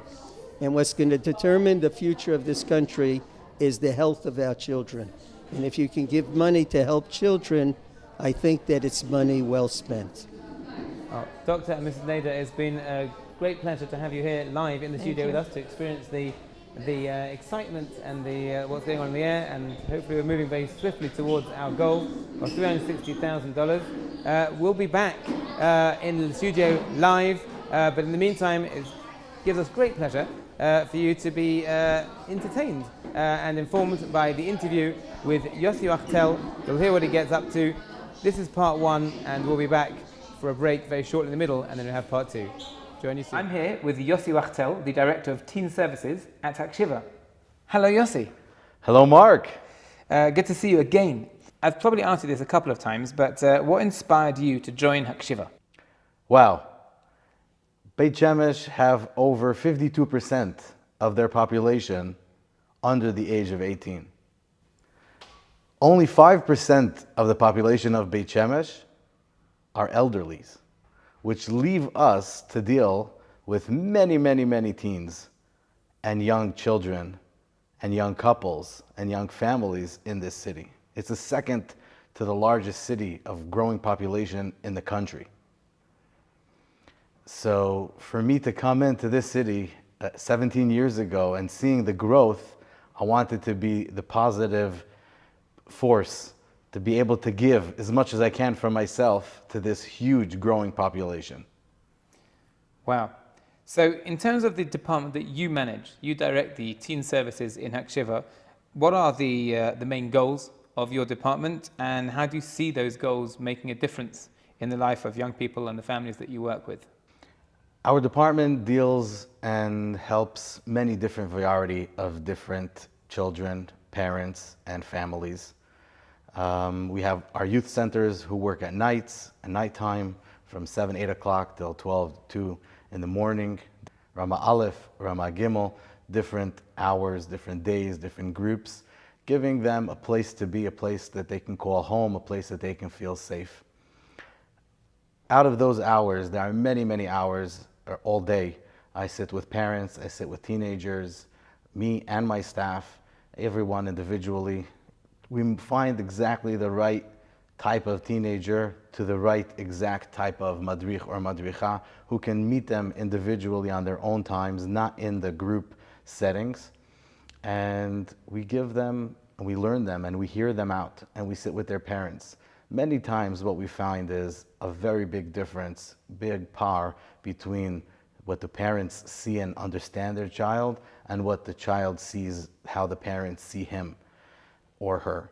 And it's a very big gap that we try in our program to combine and get them closer together. We work a lot with the parents. Baruch Hashem, we have in Hakshiva a lot of surrounding different groups of help, of therapy, of family therapy, of private mentoring, each one to what it is. But in our specific programs, we find what else is needed except what we can give them. When we start a relationship with a teenager, it's a long-term relationship. It's not from today to tomorrow.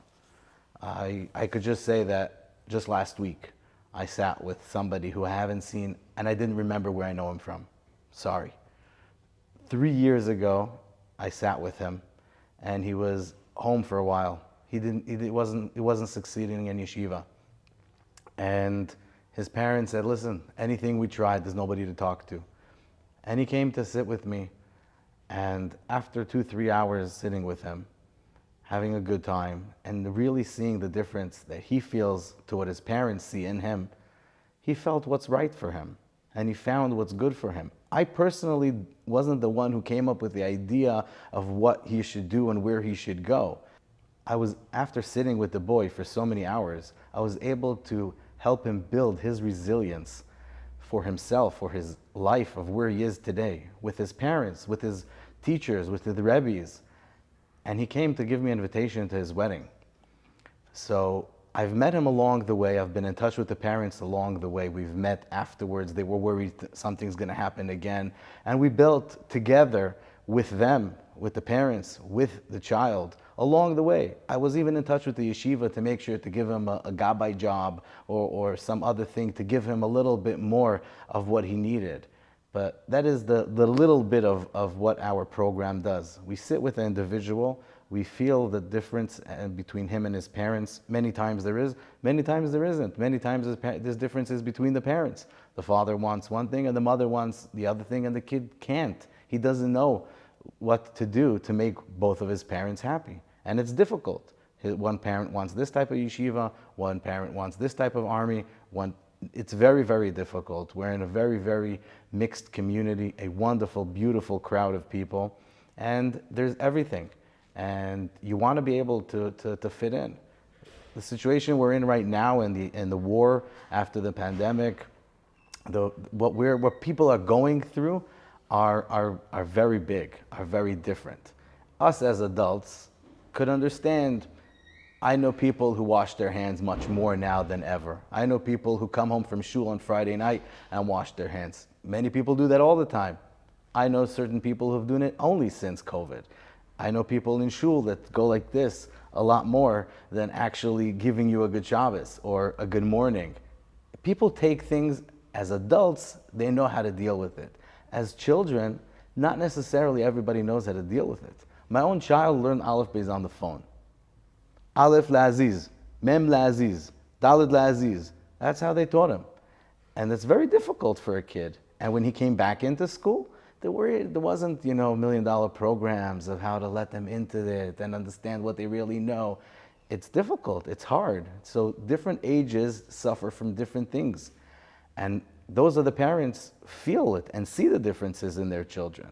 Same thing about the war. The war right now is for sure giving a lot of pressure in the air. As an adult, each one knows how to deal with the pressure in his own way. Some eat more, some exercise more, some sleep more, some daven more, some take upon themselves barbecues for soldiers, some bake challah baking, many Tehillim groups. Adults have the way to talk to Hashem, to talk to their spouses. They have that relationship that they're adults. Teenagers don't always have that. We have teenagers who come into the youth centers cursing for no reason. You sit down with them and you say, what's going on? Why are you? I don't know. I really don't know. And I know these boys for a few years already. They weren't like this. There's a lot of pressure that teens don't necessarily know how to express themselves. Parents, as adults, have their own mechanisms. So schools try to give more vacation days, more cholent on Thursday night, more kumzitzes, more outings, more doing for the community, more learning. But it doesn't always reach and give the kid that feeling that he needs to build within himself. Now, at home it's the same thing. The parents are suffering from a child who doesn't know how to express himself. And they are having a trouble with communication between themselves. So many times it comes out, I don't know, my girl doesn't want to go to seminary next year. She's finishing 8th grade. No reason. I do not want to go to school anymore. Why? I was fine during the war. I was fine during this. I was fine during that. They had a strike. There's so many different things in our country. Baruch Hashem, what keeps us on our feet. And the kid is like, Histadarti. What don't I know? Luach HaKefel? I know. I know times table. I know what I need. What else do I need to know? Type? Give me a smartphone and I'll type as much as I can. What's the problem? And what are you going to tell? What are you going to tell parents who tell you, or children who will tell you, I have no reason? No reason. There's many people who didn't go to college and are very successful people today. What am I going to say? Go to college? Go to yeshiva? Go to seminary? They tell you that not everybody does. Not everybody needs to. Everything is changing, right? Everything is changing all the time. So parents come with these difficulties, and they sit with us. They sit with the staff and with myself on a daily basis, and we try to find where these parents can find their kochot. How can we build their resilience between the parents, between the family? When we come home after a long day, we want to sit down, we want to discuss something. We know we have to make it out to shul, we have to make it out to our shir. We have, as adults, we try to delegate quickly when we walk in the house. On the way home from work, what did we pick up, drop off? It's not always like so simple as it used to be for the children. They sometimes need much more than that. They sometimes say, okay, or career is more important, or shir is more important, or davening is more important, or mommy or daddy is more important. Everything else is important.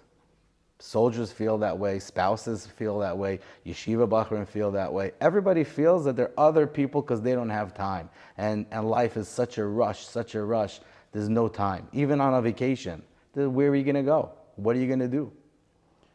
See, it's funny, you are the director of teen services, and yet you have spoken significantly about parents. How significant is the role of parents in addressing many of the issues that you encounter with teens? I mean, we're talking about resilience, but how significant are the parents in that process? From speaking to all my colleagues in Beit Shemesh, different people we work with, different organizations, out of Beit Shemesh, Yerushalayim, Beitar, anywhere around the country that we work with, even in Chutz La'aretz when we send kids to sometimes whatever is better for them, parents are a significant role and play in the situation of where their children are. It's not to blame or it's not to fix, but that is the only one, it's the only person who can actually have some stronger impact. A lot of what the teens are angry about, a lot of what the teens are suffering from, miscommunication with the parents. When a child says, I want to go, the parents hear, I'm going. Some. When a parent says, you cannot go, a child hears in his ears, oh, that means I can't go there anymore. My parents don't let me go. But if they sit down for add in a couple of more syllables, and they say, today doesn't work out for me to let you go. I need you home at a certain hour. I wanted to. The child can understand, oh, so when yes. And they can have a conversation. Many, many times after long periods of years of not having that small extra communication between spouses, between children, that is where a lot of times the separation happens, and we feel it as sitting with teens and sitting with parents. I don't understand. I sit with a parent, I sit with a mom and a dad, and they're like, all they want is their best for their child. People take off hours of work, people work extra hours just to be able to have extra meetings with people for the sake of their children. They're not asking, give me a pill and take care of my child. No, they really want to do best for their child. But the small conversation between the two is sometimes a very, very big separation. And when I sit with the child, he wants exactly what the parents want. They just do not know how to communicate at the right way.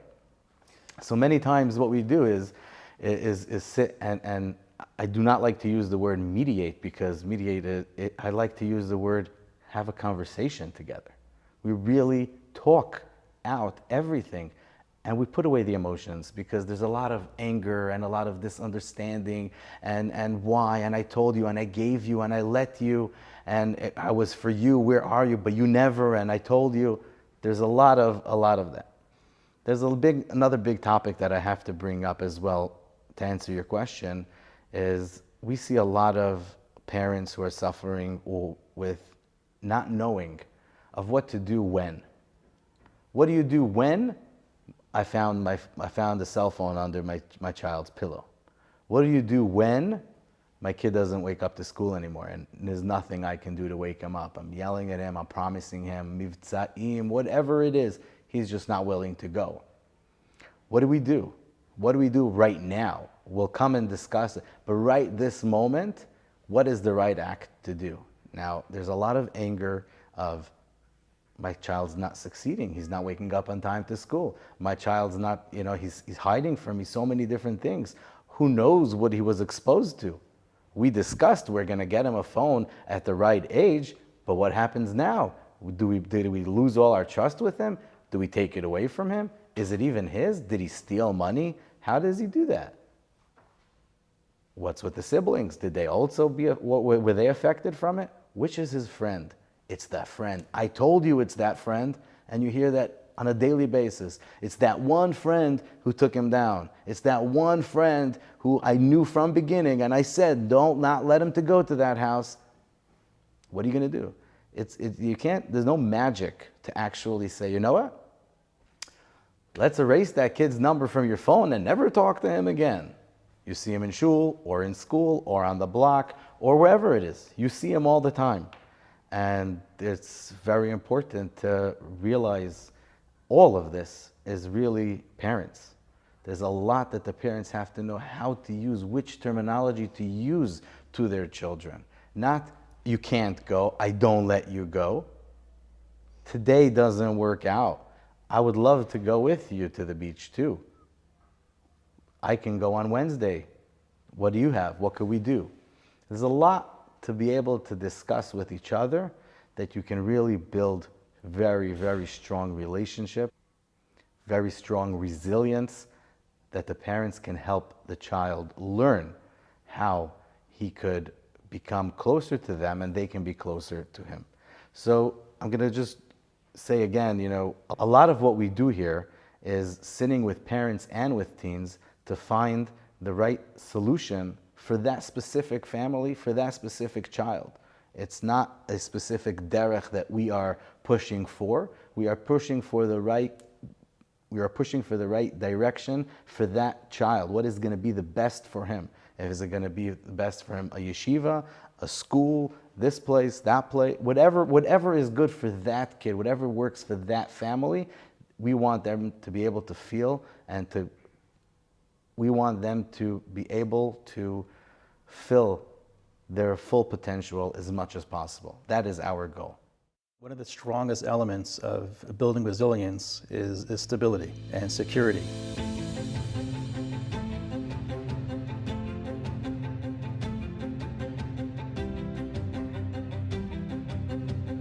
When someone makes aliyah, their stability goes through a change.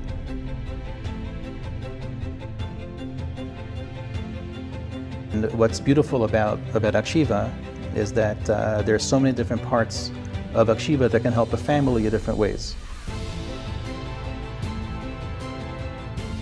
There are just so many things that kids are flooded with when they enter the school system. His educational needs, his self-esteem, and overall being more confident he can actually succeed. So join us on Sunday the 15th and Monday the 16th of September 2024 for the Hakshiva annual live broadcast, this year on the topic of resilience.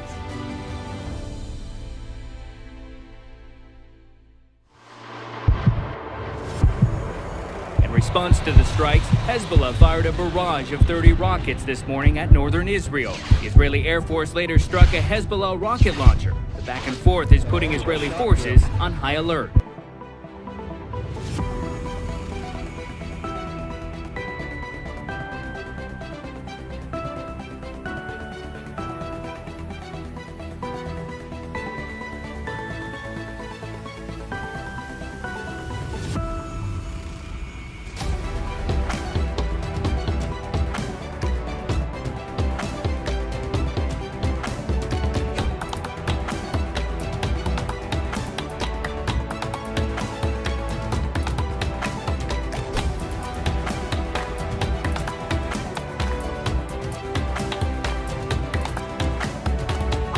And realizing that it's okay to admit that I am vulnerable. And when should I involve a professional? The dynamics of the family changes when every single child is succeeding. We have a continually growing array of programs that are suited and tailored to the needs of the community. At Hakshiva, we help families build their resilience to be able to then help their children to succeed. Hakshiva's vision is to build resilience into each individual Our ADHD Center helps building resilience exactly for these kind of situations.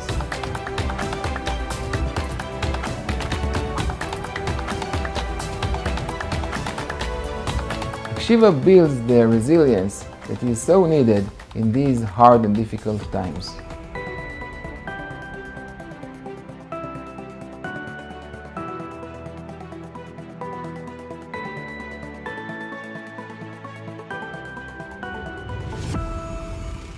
So join us on Sunday the 15th and Monday the 16th of September 2024 for the Hakshiva annual live broadcast, this year on the topic of resilience.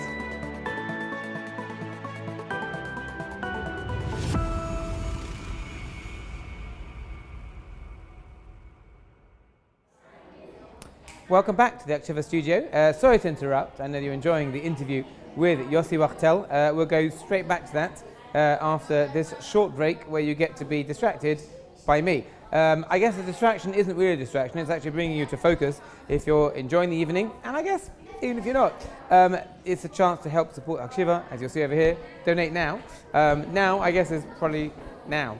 No time like the present, as they say. So if you are not sure what's going on, I'm not sure where you've been or what's going on in your mind. But just to remind you, Hakshiva is an organisation in Ramat Shemesh that helps in the community from the grassroots up. It helps with young people, with their families, teenagers, kids, parents, couples. They have therapy services. They have all sorts of after-school programs, educational programs, drop-in centres, hangout centres, all sorts of things they do and more. If you stay tuned, you'll hear even more about what they do. This year, the topic of our annual broadcast is on resilience, about how to contend with some of the difficulties that people go through in life, maybe particularly in the last year, that being more relevant than ever, be it the young people, their families, and the support networks that they may have. Hakshiva's here, doing their work, frontline as always, and you can have a chance to help support them. The goal this year is $360,000. You may not have that on you right now. That's okay. You can go out and get it if you want. And if you haven't got it, don't worry. Every donation you make is doubled by the generous donors who have stepped forward to help match any funds that you give. So we're now up to 36%, which is $133,858. It's a very precise number. If you'd like to change that figure, you can in the upward direction by donating, as in when, well, I guess the word now would be the clue in the donate now thing. How do you donate? Well, that's also a very easy thing to do. If you can see me, unlucky. But if you look just further down here, you'll probably see, well, I can see the floor, but you underneath on the page can see much more, including the donate button. If you hit that button and go to that area of the page, you'll be able to donate and make your contribution to help support the wonderful work that Hakshiva does.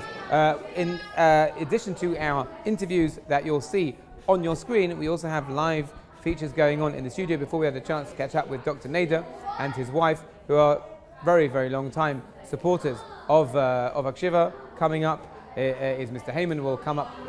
We'll have a chance to hear from him a little bit later as well. All of these people, of course, not just supporters of Hakshiva, but have their own first-hand take on resilience and dealing with adversity. We'll have more of that later, but I think their message was, at this time, if you want to be of help to the Jewish people at large, we want to try and help in the most effective ways possible. One of those ways is to help support the building of our young people for the future generations. So really, there really is no real thing like donating to a place like Hakshiva, and tonight you have the option to do that. Our broadcast tonight goes from 7 p.m. to 10 p.m. Israel time. Same tomorrow, a jam-packed program full of more information, interviews, live in the studio, and hopefully pushing on towards our goal if we haven't already achieved it tonight, which I'm sure we'll probably achieve it tonight. Yeah, I've just looked around to nobody and concluded on my own that we're going to get to that goal tonight. How do I know these things? I don't actually. $360,000 is the goal.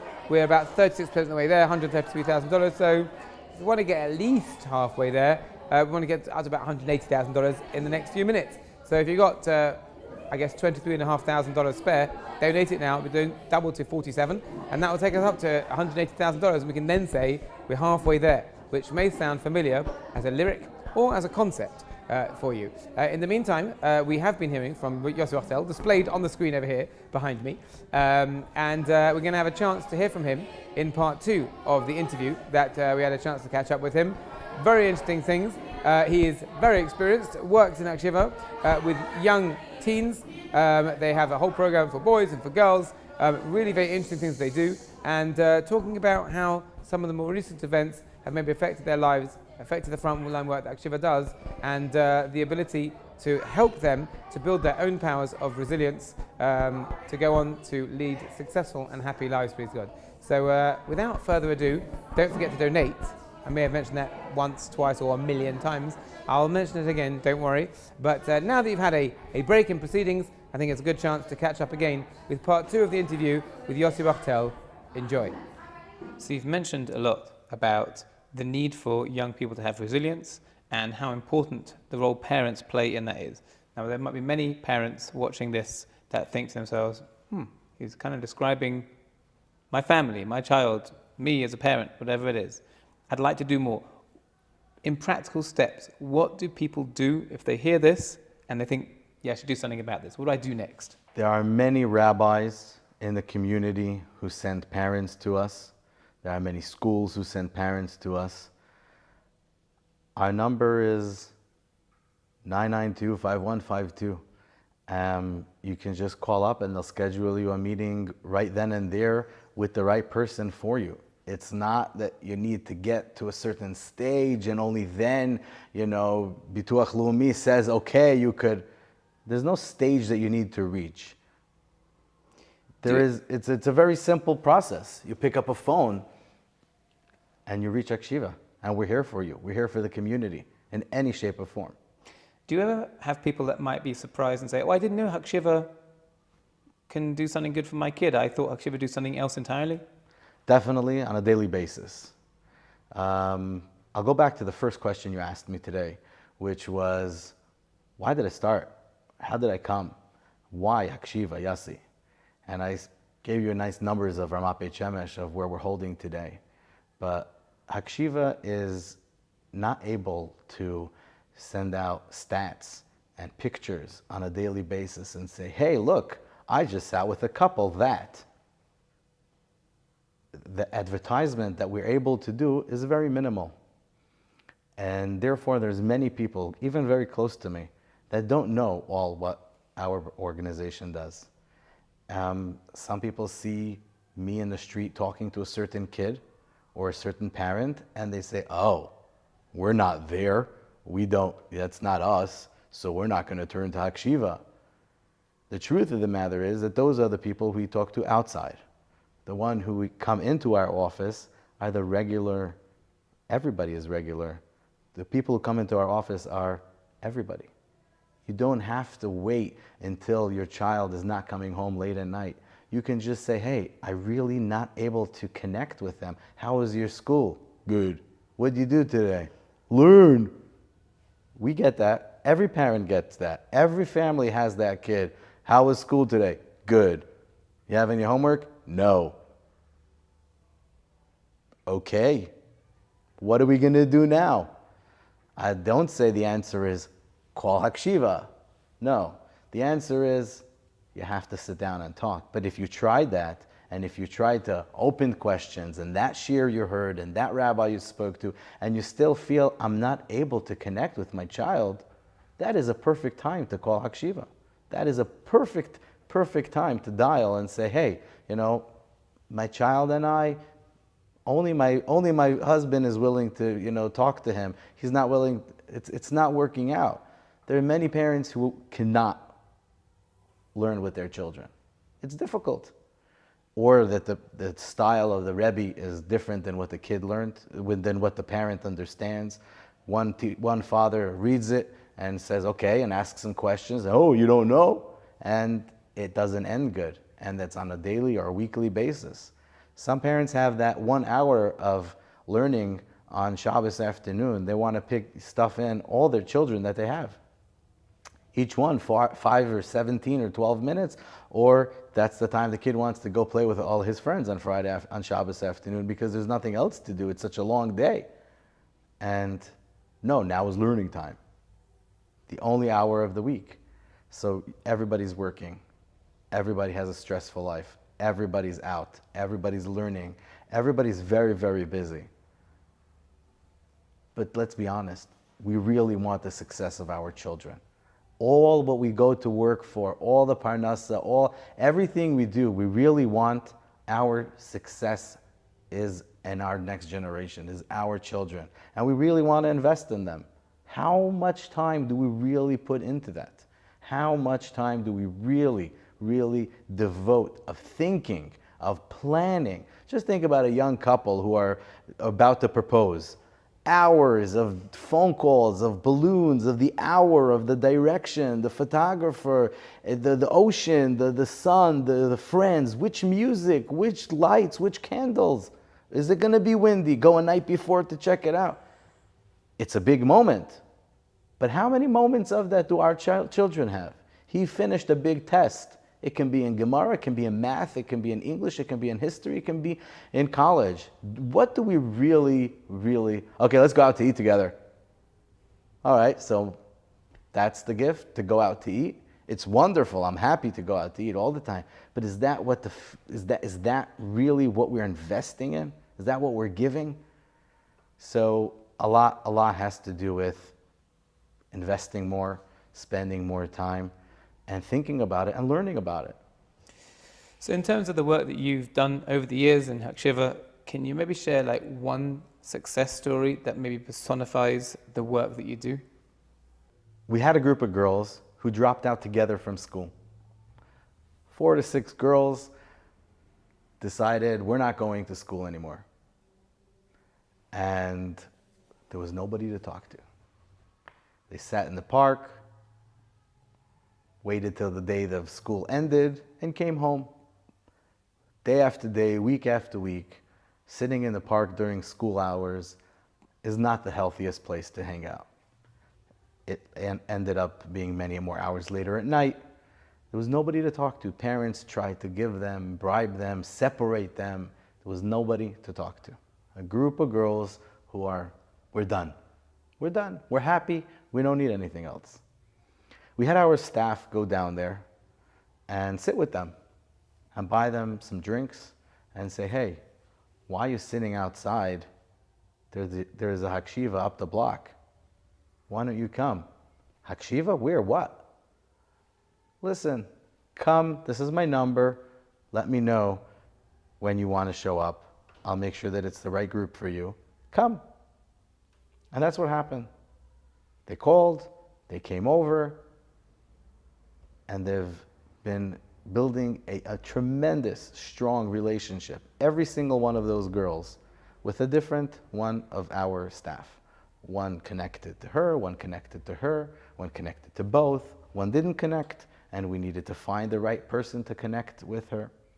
We have to meet individually because she wouldn't show herself in front of everybody else that I don't need to madricha, I'm cool enough without it. And if we fast forward what happened to these 4 or 6 girls, and I'm saying 4 and 6 because 2 of them we were able to put back into, have one conversation with the parents and successfully have them go back into school. And we met, and the madricha met them individually for a couple of months. These 4 girls, as a group, went through an amazing transformation with the relationship that they had with our madrichot.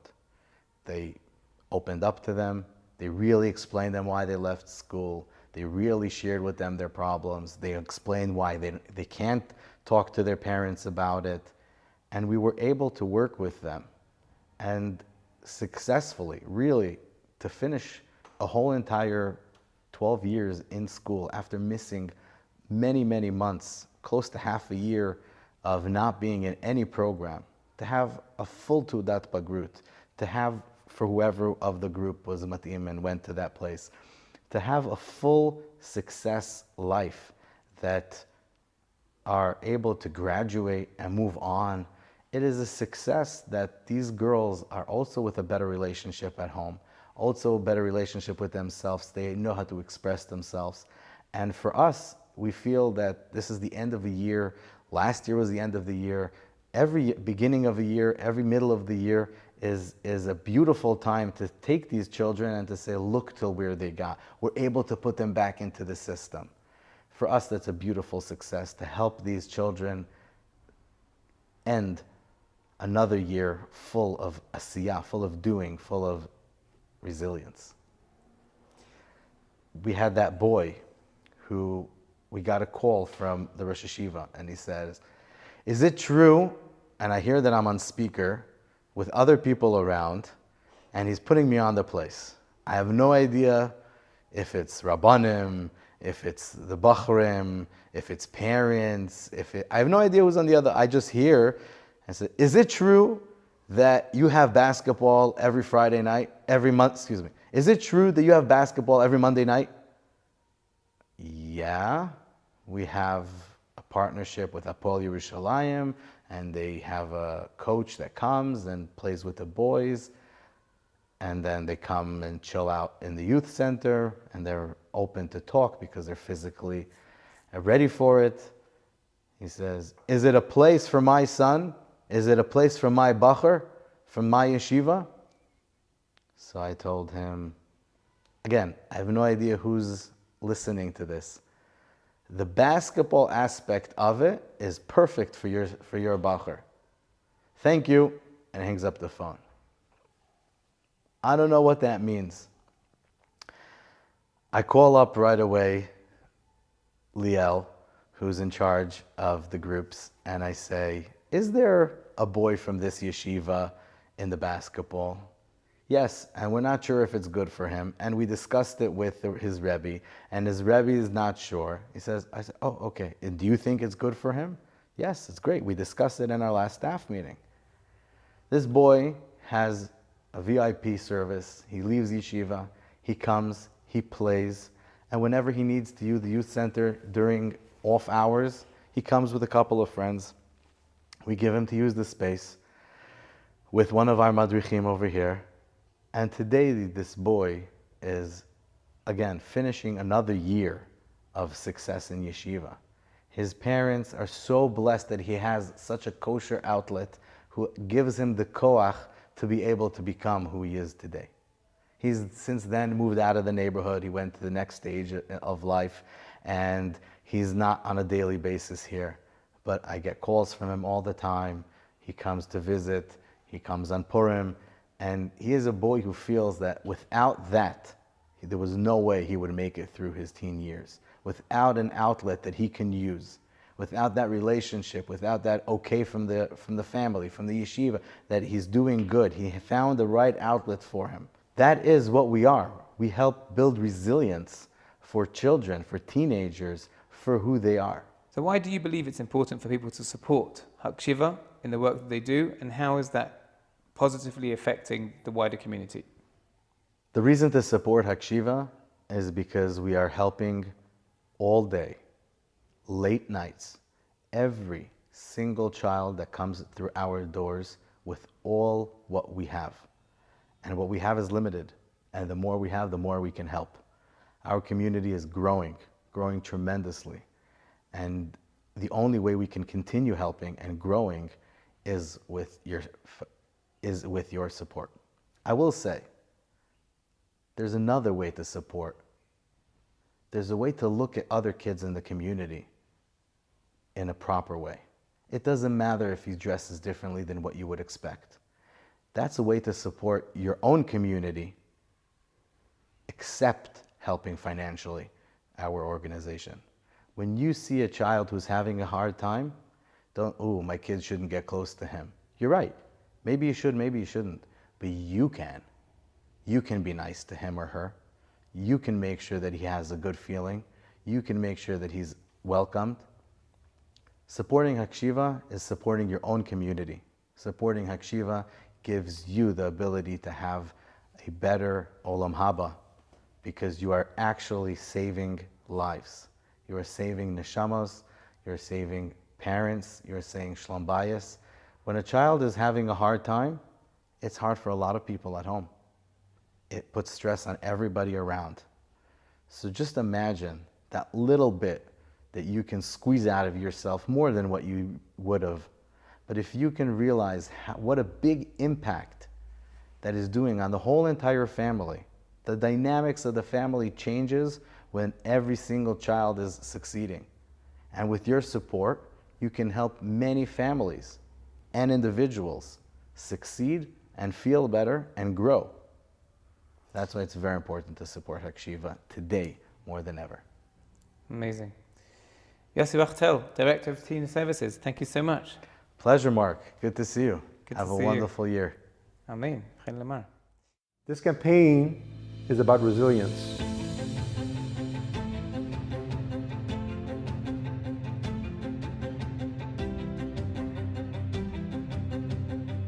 And Hakshiva is primary in building resilience, not only in kids, children, teenagers, but in entire families.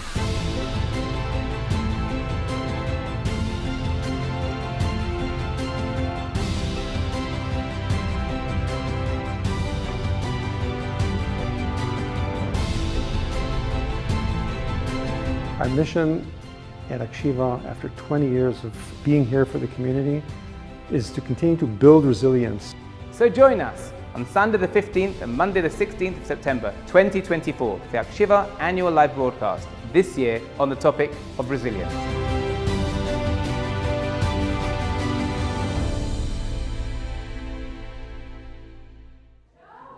Welcome back to the Hakshiva studio.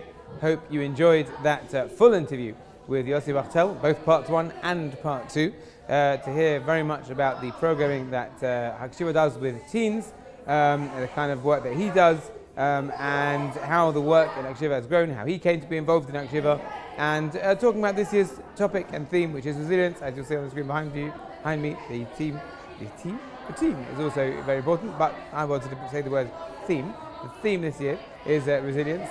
We're here, as you probably have guessed by now, to help Hakshiva continue the wonderful work they do, to help be supportive of the way in which they are doing such fantastic grassroots work in our community. If you want to be a support, you can do it in a number of ways, but principal among them is the donation. Hence, underneath resilience, we have donate now, the now being the operative word. So if you could get on with it, that would be useful. If you want to know how to donate, it's simple. Look underneath me, somewhere around there on your screen under here, and somewhere under here, somewhere, and you'll be able to find the donate place to enter in a figure. Whatever figure you enter in is going to be doubled, please God. Our goal this year is $360,000, helping Hakshiva to continue the work they do. I believe we're a significant part of the way there, but we're not quite there yet. How far there are we? He asked the voice in his ear and received no response. $133,000 and $260. In other words, $133,260, which is, I would call, as a British person, not bad. That's one of the definitions of the word good in English. It's 37% of the way there, which I guess is good. On the other hand, we could be further along the line. And if you're thinking, I wonder how I can help, it's very easy. Go to the donate bit and give a donation. It's literally as simple as that.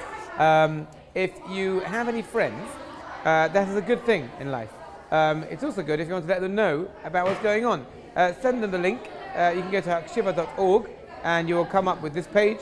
You will see this broadcast. You will hear this broadcast. You will be able to be entertained, hopefully entertained, by some of the important content that we have tonight, both in terms of interviews that you will see on your screen and live interviews going on in our studio. Earlier on we heard from Dr. and Mrs. Nader, who are in here telling us very much about how they have supported Hakshiva over the years. Hakshiva has been around for 20 years.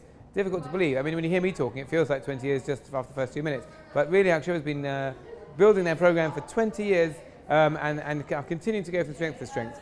Soon we're going to have a chance to hear from Mr. Heyman, who's going to be with us in the studio as well, to talk to us about his connection to Hakshiva, support of Hakshiva, and first-hand experiences of dealing with adversity and connecting to the topic of resilience, so important at any time, maybe not least of which in the last year or so, when all sorts of people have been having to contend with all sorts of elements of diversity. So back to the theme at hand, resilience. Hakshiva's annual campaign helps support what's going on, and you can be part of what's happening. If you missed earlier on in the evening, we had Adi Khan, Head of Therapy Services, and if you missed it, too bad. Oh, no, not too bad. Turns out you can see her on the screen over here, and also you can watch back afterwards all the different things that you may have missed tonight. So if you think, oh, I wanted to see that, you will be able to. Even you will have a chance to see this. In the meantime, don't forget that we have a program still to come this evening, live in the studio, as well as interviews on your screen. Coming up next, well, actually, it's not actually coming next. Well, it is actually coming next. Is it coming next? It is actually coming next. It turns out that the screen is all-knowing and all-powerful. And then after that, we will be having a chance to catch up with Mr. Heyman here, live in the Hakshiva studio. In the meantime, we'll take a short break, and then I shall ramble on some more until you donate. It's kind of a slow Chinese type of talk show. Join us again after this. נתחיל לקבל איזשהו חוסן נפשי שאני יכול, אני מצליח.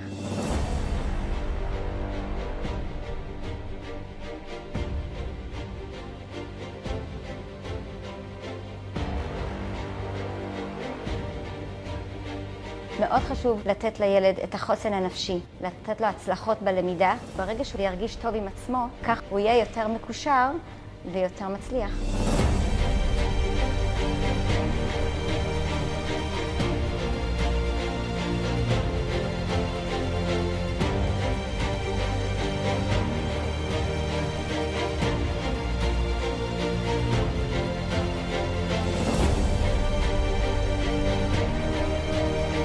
אז הצטרפו אלינו לשידור חי ביום ראשון, שני, 15 ו-16 לספטמבר, על נושא של החוסן.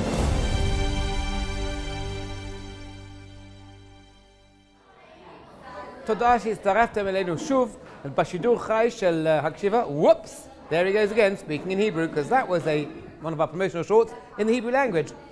And it triggered my linguistic senses, and I had to start speaking in Hebrew. That's just the way it rolls. As we told you a few minutes ago, we have a jam-packed program. We've already had all sorts of things happening. You can catch up with them later on. And as the screen will tell you, coming up next, we have a chance to hear from Rav Shofnos in a very interesting interview. He's a local educator with great experience and very interesting things to say. So we hope you enjoy it. Check out Rav Shofnos. He is coming up right now. I'm here with Rav Yaakov Shofnos, who is a guidance counselor. He is a mechanech locally in Ramat Shemesh, has years of experience, and we're going to talk to him today about resilience. Shalom Rav Shofnos. Shalom, shalom. What is resilience, and why is it something important to build in our young people?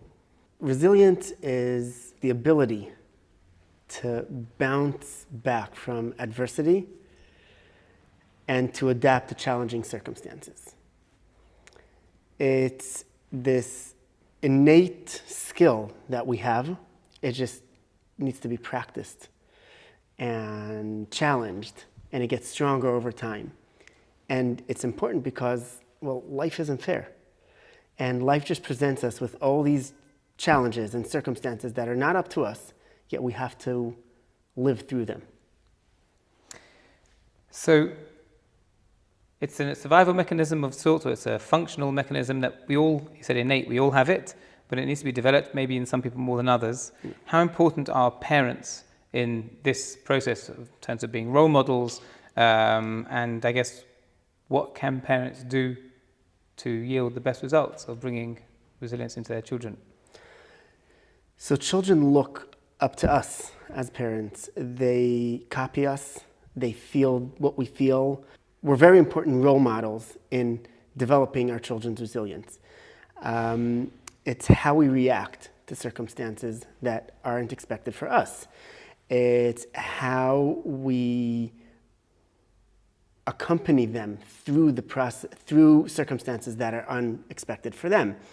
For example, if something unexpected happens to one of our children and he needs to pick himself up, so many times as parents we will try to solve the problem versus hang out in the problem a little bit and be there for him. David HaMelech says, Imo nochi b'tzara. Just be there with him. Validate their feelings.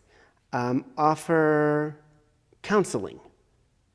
We don't always have the solution for our children. Sometimes it's an unknown.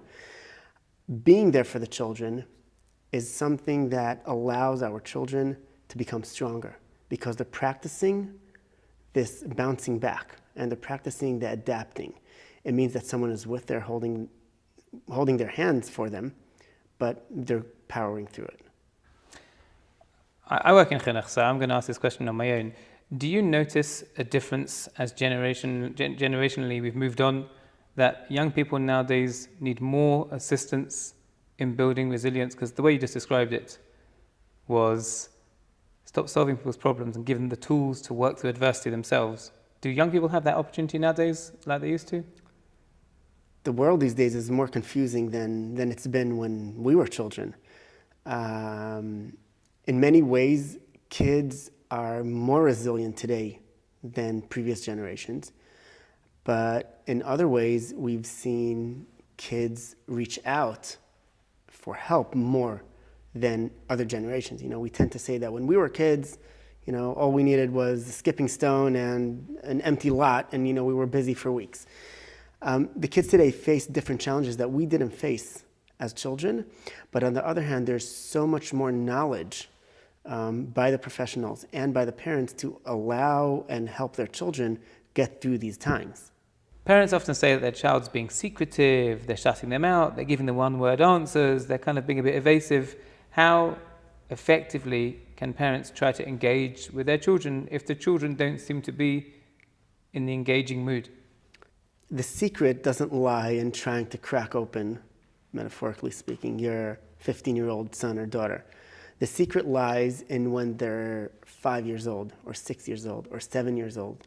When you create an open communication, when you create an emotional language, when you create a support system when they're young, so also when they're older, they'll submit themselves to the support that you want to offer them. Now they're older, so they get to monitor a little bit more when they want your support and how much support they want from you.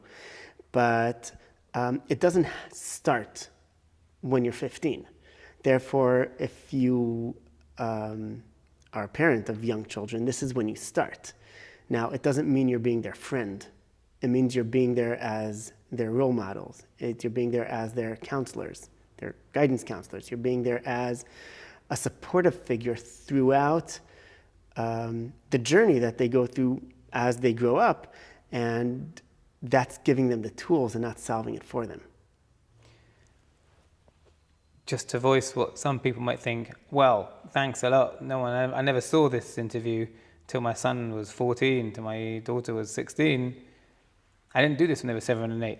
Now what? I just sign off? What does someone do if they feel that they didn't build those mechanisms in at the right time?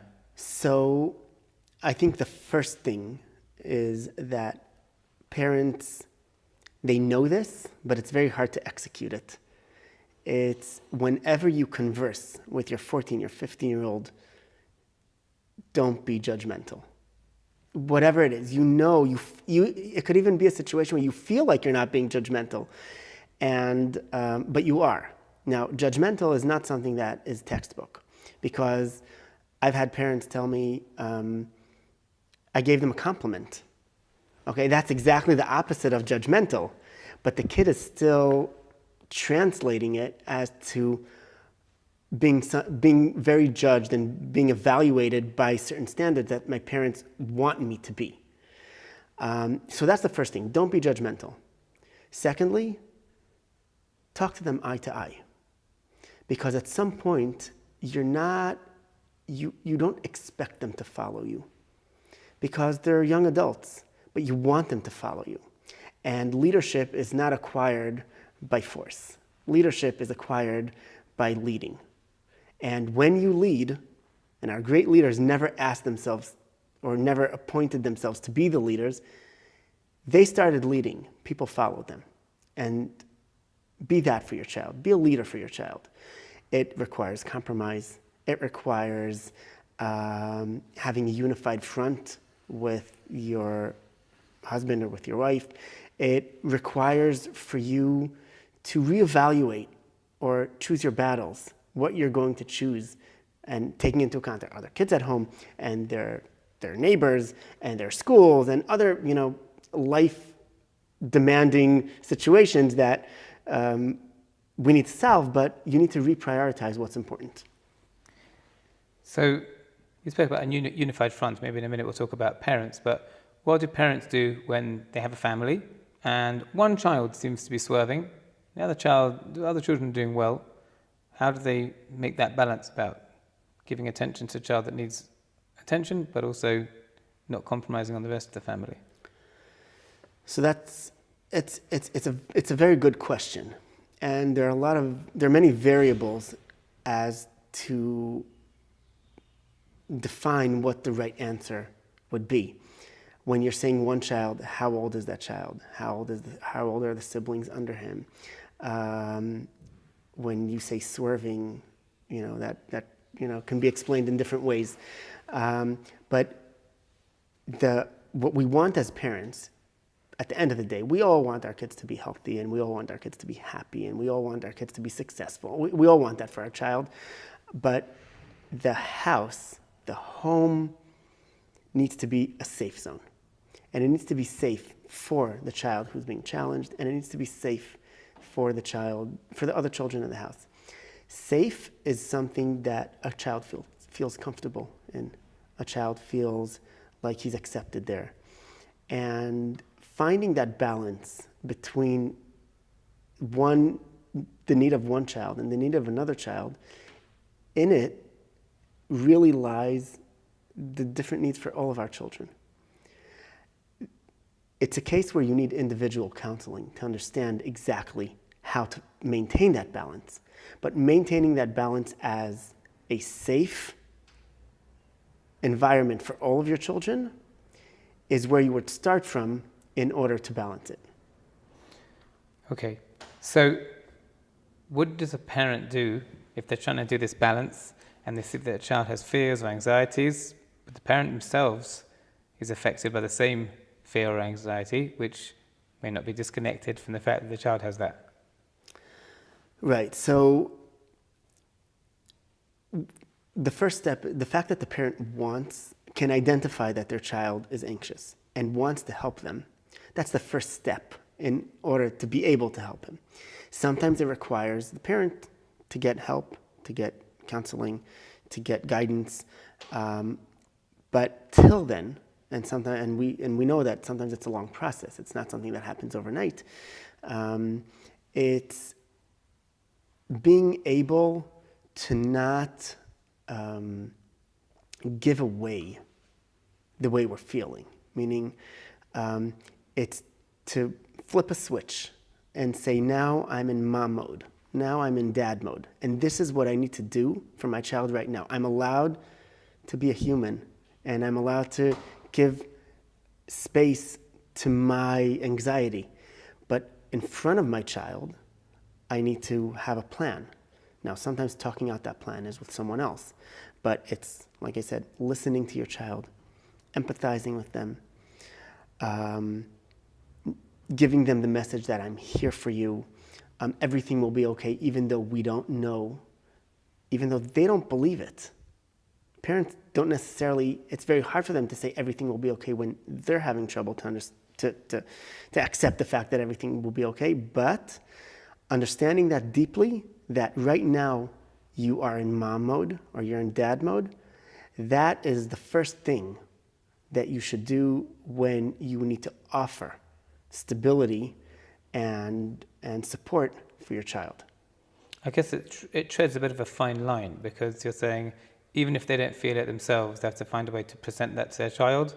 So I'm assuming, like, we're not suggesting that people fake things out, but on the other hand, it's important that they come up with an informed presentation for their child. Is that what you're saying? Parents sometimes need to know themselves and figure out between themselves who will be the one who will put up that front in front of their children. Because at the end of the day, they are the first response team for their children, no matter what. Even if the event happened out of the house, it happened in school, at the end of the day, they're the first response team.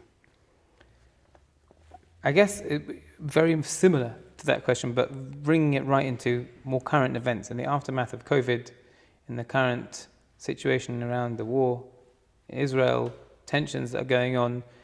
So everyone is experiencing this together, everyone in their own way.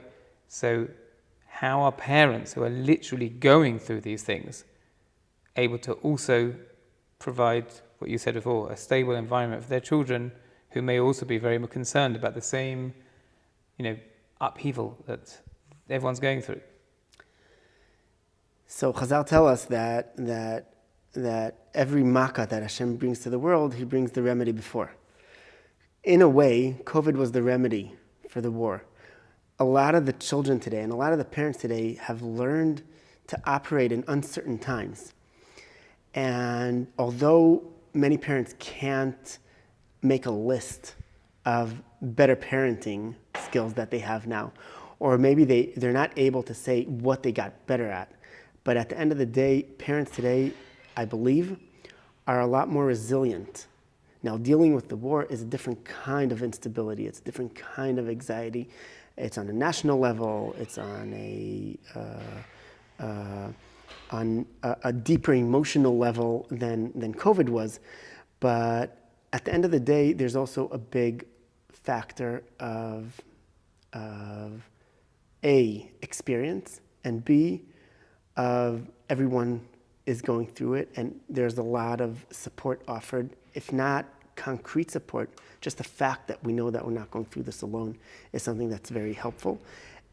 3 is professional help, seeking professionals or organizations such as Hakshiva that can offer the proper counseling and guidance for parents.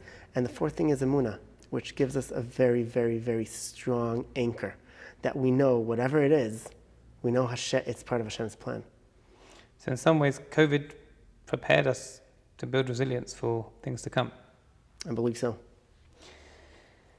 Parents who maybe have a slightly different approach in chinuch, how did they present a united front to their children? Well, it requires them to sit and talk about the front that they're going to present. It doesn't mean that one is going to accept the other. It means compromise. It means talking about it. It means prioritizing. But at the end of the day, it means that you're presenting a unified front in front of your children. And even if a parent presented something, but the other parent disagreed with it, it would mean talking about it afterwards, not in front of the child, and allowing the core to be worked on so that future events, which will come and will present themselves, parents we're basically also practicing our parenting skills. And we're building our own resilience on the way as well. Learning on the job. Yep. What are some of the ways to identify when a young person, maybe a teenager, might be nervous, overwhelmed, anxious, and at what point should a parent say, we need to involve a professional?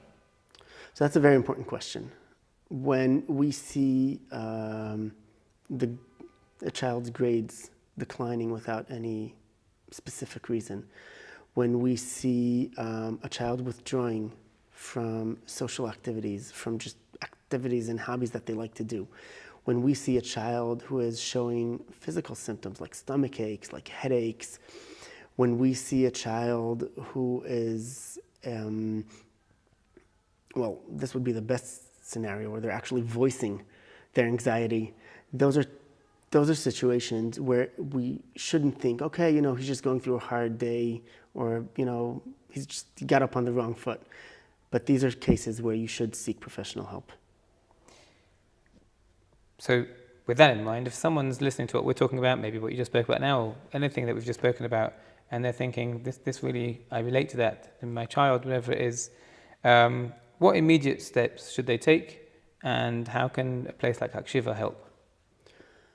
So a good place to start would always be either the family doctor, the pediatrician, who can give guidance, if it's, or direction or referral to other professionals that are needed. It's to involve the school that your child goes to, involve their teacher, involve the guidance counselor, the principal, if there's a social worker, let them know as well.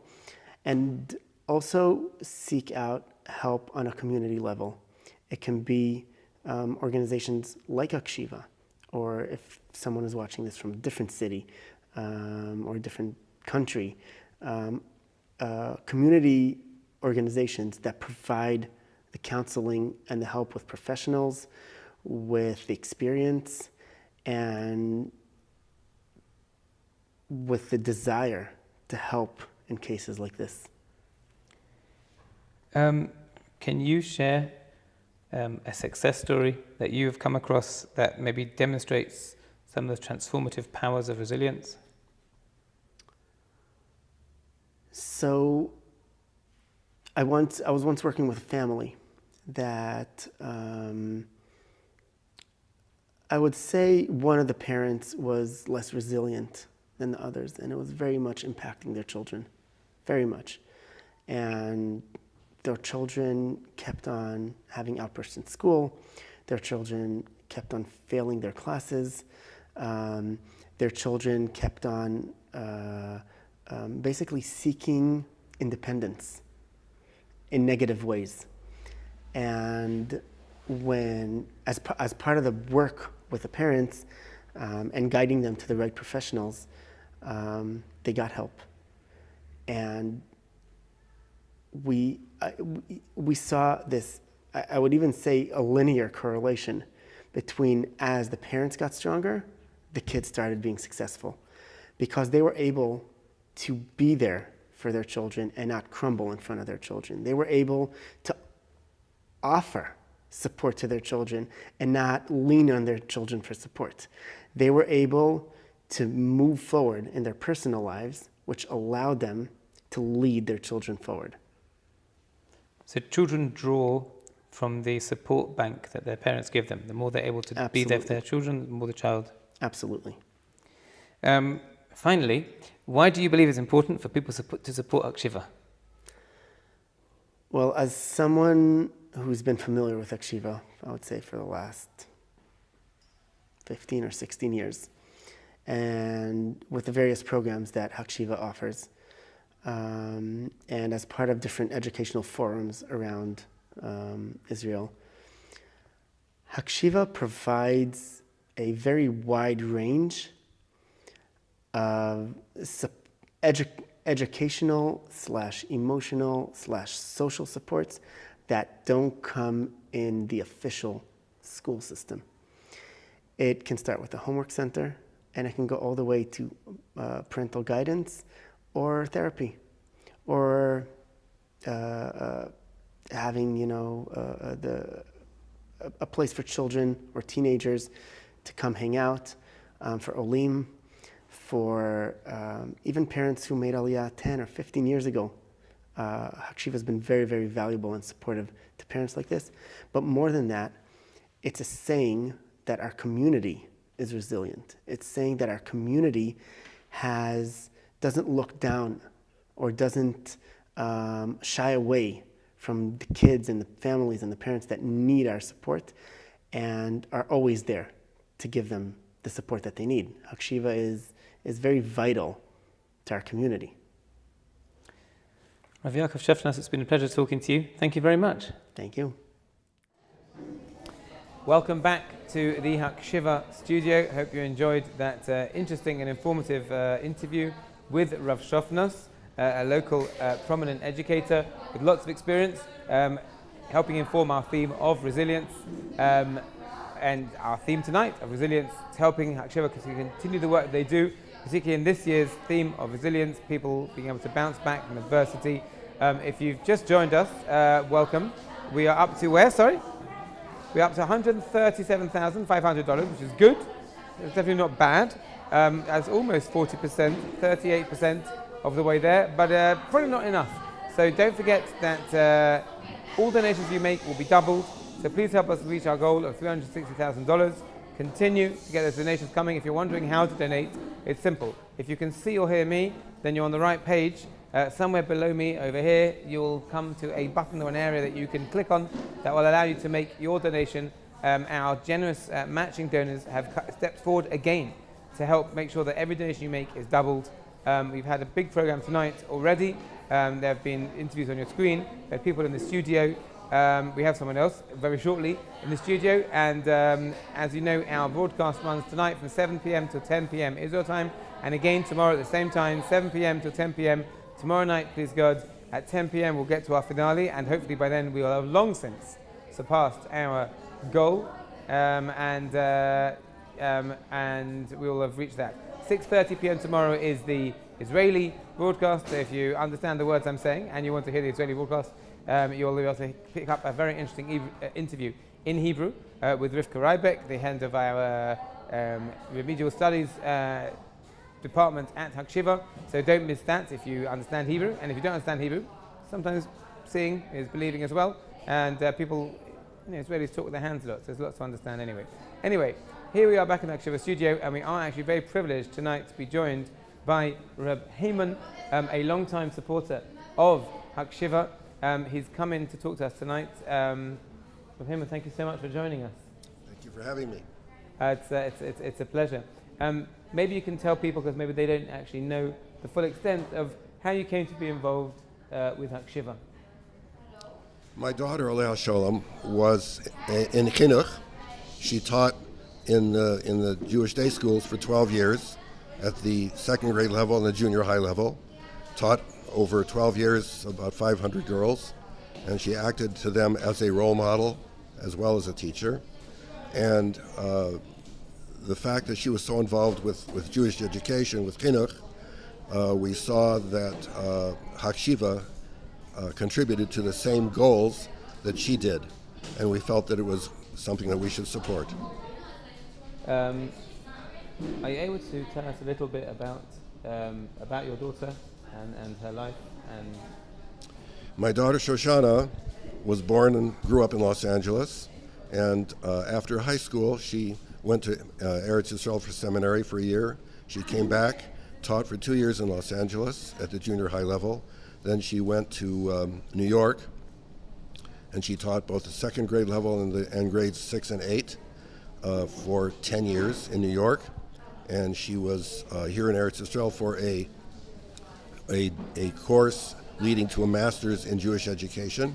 And she was unfortunately in the Sbarro pizza restaurant on August 9th, 2001, when a terrorist blew himself up along with 14 other people, and she was one of the victims.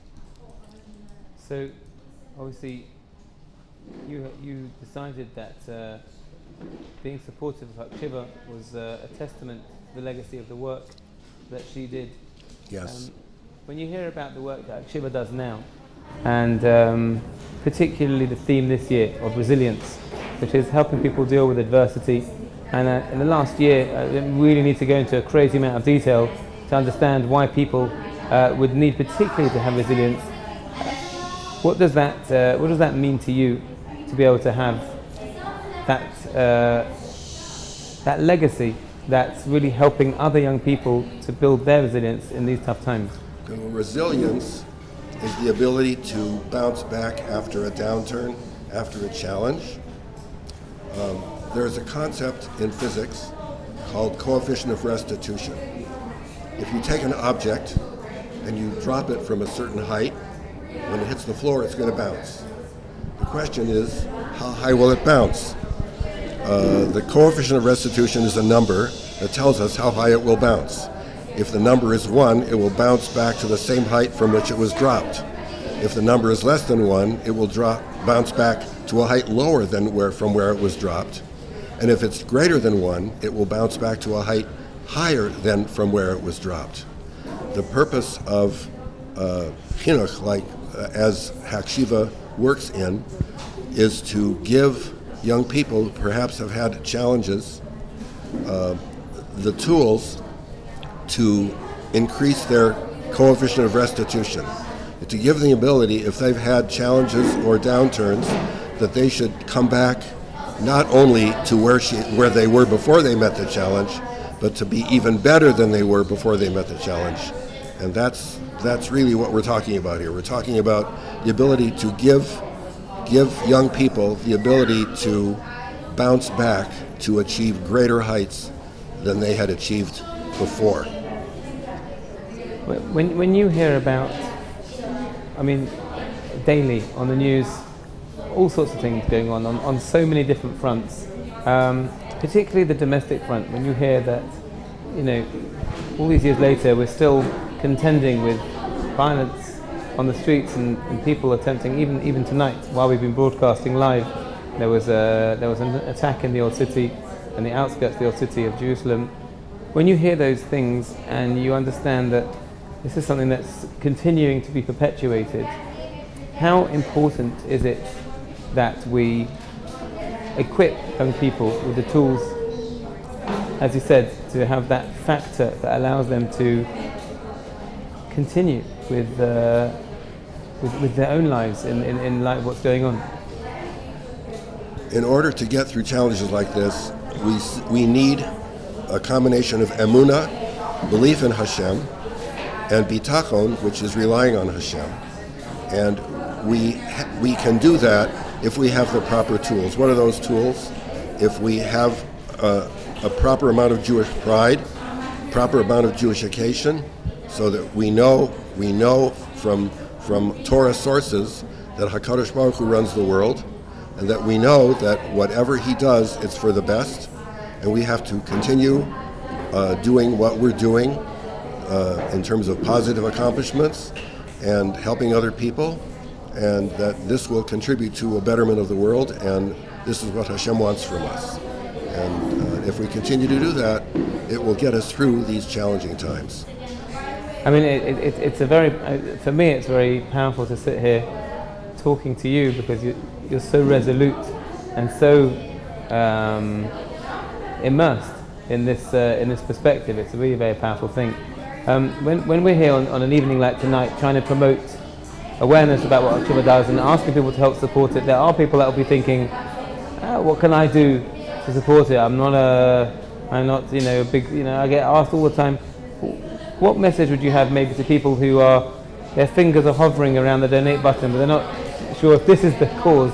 What would you say to those people in terms of the importance of supporting an organization like Hakshiva? When people support Hakshiva, in effect what they're doing is they are adopting these young people. They're giving them spiritual strength. They're giving them a feeling that they're not alone, that there are people behind them. And when you support Hakshiva, you're conveying that feeling to them, that they're part of a strong community, they're part of a strong family, and that with that family behind them, they can achieve whatever they set their minds to. I mean, that is a message that we've been hearing a lot recently, that the resilience that we've been speaking about so much, and everyone really needs a piece of, as you said, there's emunah and bitachon, but there's also the communal net that we need to feel that cohesion with each other, to feel that support. Hakshiva, as you said, certainly embodies that, and maybe all of us in general need to adopt those things. I can personally attest to the strength that I have received by being part of a strong Jewish community, because it really is a family. It's not just a community, it's a family, and being part of that family empowers us to achieve things that we might not otherwise achieve. When you say being part of a family, I guess the final word that comes into our mind is a home. And you are a long-time supporter of Hakshiva. When you walk into this building, which you have organizations who have offices, when you come here you feel, I mean, when we're not set up for a live studio in a call center, there's games here, there's activities, there's all sorts of clubs and different things. What do you feel when you walk into this building and you see all those things happening? How does that make you feel when you see the home that's also being built over here for so many young people? I see young people being energized. I see them feel commonality with other young people, and I see them getting support from their mentors, from the people supporting them. It's very meaningful, and it's something that gives a lot of chizuk to me and to other people who are exposed to it. Well, on behalf of Hakshiva and all the beneficiaries of the work that Hakshiva does, thank you for your support, and what a special legacy to have built. Your daughter's memory should be an aliyas neshama and a blessing for our memory. Peace God. Thank you. And Hakshiva should go to greater levels of success in empowering young people and giving them a stronger Jewish future. Amen. Well, it's been a great pleasure to have Haman here. Thank you so much for joining us. Really, really appreciate you giving your time to come and not just be supportive of Hakshiva, but supportive of this campaign. If you'd like to be involved in any of the work that Hakshiva does, it's very simple how you can do it. You can just click on the link below, click on the button below, or go to the area below and make a donation. Every donation is doubled tonight. Please, let's push forward now towards our goal of $360,000. We'll take a short break now and we'll be back in the studio. Don't go away. In response to the strikes, Hezbollah fired a barrage of 30 rockets this morning at northern Israel. The Israeli Air Force later struck a Hezbollah rocket launcher. The back and forth is putting Israeli forces on high alert.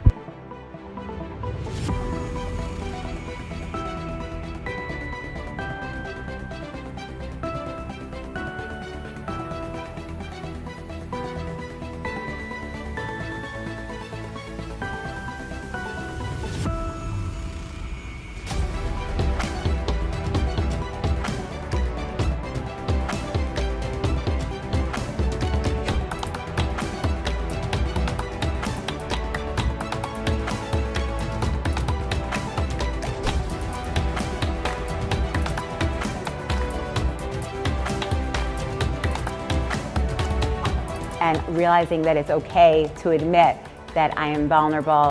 When should I involve a professional? The dynamics of the family changes when every single child is succeeding.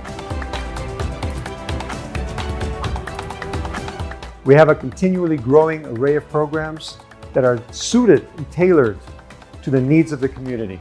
At Hakshiva, we help families build their resilience to be able to then help their children to succeed. Hakshiva's vision is to build resilience into each individual.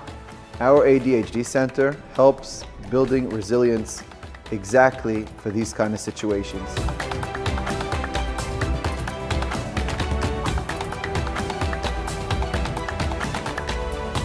Hakshiva builds the resilience that is so needed in these hard and difficult times.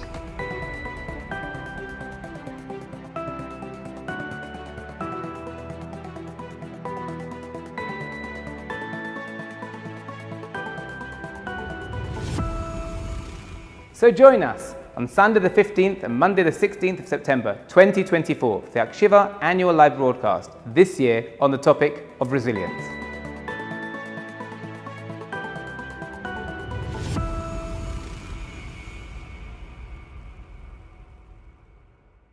All of us face challenges. I look at people who come in for help as heroes.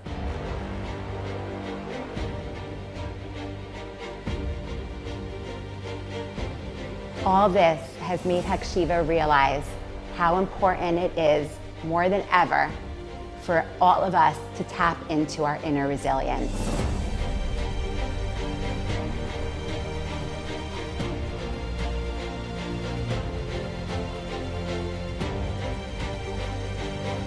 Resilience is the opposite of helpless. You're not helpless. Dig deeper, find your strength. You are bigger than life challenges. So join us on Sunday the 15th and Monday the 16th of September 2024 for the Hakshiva annual live broadcast, this year on the topic of resilience. Well, we're back in the Hakshiva studio. Welcome back to the last chunk of tonight's program. Still to come, of course, is an entire program tomorrow night. We'll be hearing from some interesting people. You will see them popping up on the screen behind me, in fact. First of all, we get a chance to hear tomorrow from Rabbi Dan Tiomkin, a celebrated media personality, but of course an expert in children's education, ADHD, and as we discovered, resilience as well. We also have Shalom Itzkowitz, a person who works here in Hakshiva has brought his expertise. We actually heard from his father-in-law before, his father and mother-in-law, Dr. and Mrs. Nader, and he works in Hakshiva, and we'll have a chance to hear from our interview with him. We also have Tzvi Brown, also from Hakshiva, and is involved in the ADHD Center, and is also an expert in his take on what's going on in terms of supporting young people in the world of resilience. We also have tomorrow people live in the studio. We're going to have Yosef Jason, please God, chairman of the board of Hakshiva, a chance to hear from him. And also we will have a chance to catch up with the CEO, Matzia Spiegler, and the executive director, David Zipper, of Hakshiva. Tomorrow, live here, hopefully in the part of our grand finale, where we actually get to our donation. We can do this, as you can see on the screen, and if the screen says it, it obviously must be true. We can do this. We're now up to $138,341. That's still 38% magically. So I think it's time to push. We can do this, but we can't do it without you. And that's really what this evening is about, as much as it is to get very interesting first-hand information, tips, information about what we can get in terms of building our own resilience and those of our families and young people. Also, the idea of this evening is to support Hakshiva in the work that they do. Thank you for your support so far, as you can see on the screen, thank you. But also thank you in advance for your continued support of Hakshiva. Please make sure you donate. Underneath here you'll see the area to donate. There are people behind me you can see, and probably here, in the call center, scurrying around, making phone calls. They may be phoning you at some point. And please don't hold back. Make sure that you donate. Every donation is in fact doubled, and it will go towards helping Hakshiva do the wonderful work that they do. So I hope you've enjoyed the lineup that we had for you this evening. Don't forget to join us tomorrow evening. We're into the home stretch in the final 20 or so minutes. Let's see what we can achieve in the next 20 minutes or so. Let's see if we can get to, I don't know, 200,000. That'd be nice. Well, 138, it's only $62,000, and it's doubled, so it's only $31,000. So it's easy. Reach into your back pocket, take out that spare $31,000 that you had lying around, and donate it. And then, we'll at least be over 200,000. And then we can kind of all go away thinking, fantastic. Don't forget, when this live part of the broadcast ends, the campaign continues. The campaign is live for the next 24 hours or so, so you'll have a chance to donate. You don't have to hear me rambling on in order to donate. In fact, you might find that when I finish talking at the end of this broadcast, you'll think, you know what, it's so peaceful, I'm going to give another donation now just to thank Hakshiva for getting the man to shut up. That's also valid. In fact, for a significant donation, I'm willing to go off air completely. So if you donate $100,000 now, and it's doubled to 200,000, I'm willing to stop talking right now. You can all just watch interesting loops of videos of all the different people that we caught up with. In the meantime, we'll take a very short break, and then we'll come back to the studio for the final part of tonight. In the meantime, that'll give you enough time to get together $100,000 or so, take us over the brink, and I'll stop talking. Come back after this. In response to the strikes, Hezbollah fired a barrage of 30 rockets this morning at northern Israel. The Israeli Air Force later struck a Hezbollah rocket launcher. The back and forth is putting Israeli forces on high alert.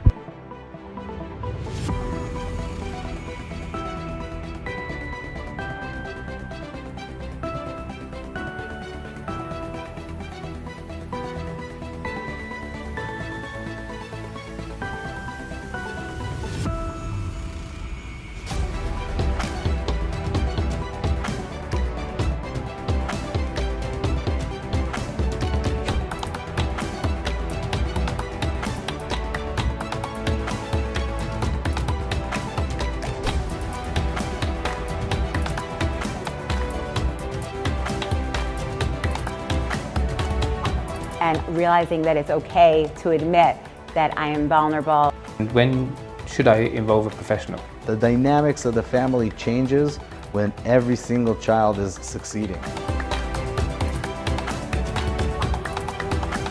We have a continually growing array of programs that are suited and tailored to the needs of the community. At Hakshiva, we help families build their resilience to be able to then help their children to succeed. Hakshiva's vision is to build resilience into each individual. Our ADHD Center helps building resilience exactly for these kind of situations.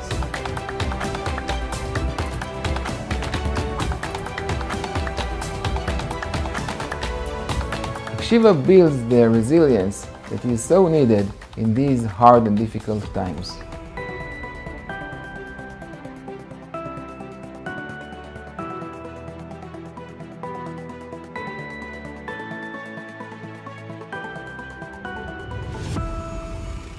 So join us on Sunday the 15th and Monday the 16th of September 2024 for the Hakshiva annual live broadcast, this year on the topic of resilience.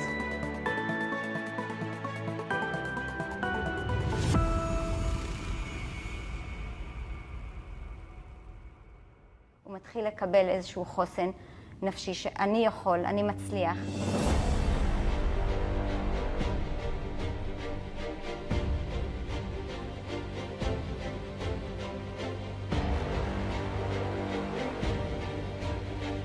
מאוד חשוב לתת לילד את החוסן הנפשי, לתת לו הצלחות בלמידה. ברגע שהוא ירגיש טוב עם עצמו, כך הוא יהיה יותר מקושר ויותר מצליח.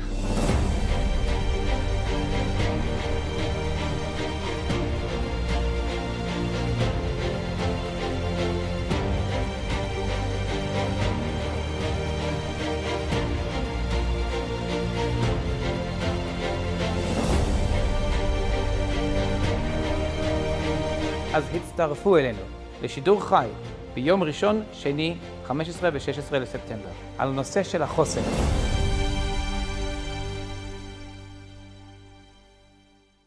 One of the strongest elements of building resilience is stability and security.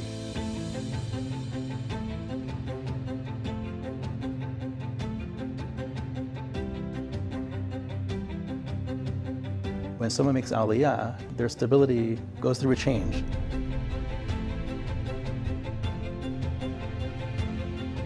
And what's beautiful about Hakshiva is that there are so many different parts of Hakshiva that can help a family in different ways.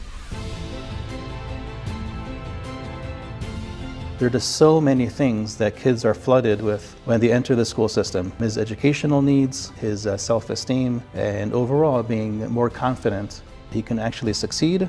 So join us on Sunday the 15th and Monday the 16th of September 2024 for the Hakshiva annual live broadcast, this year on the topic of resilience.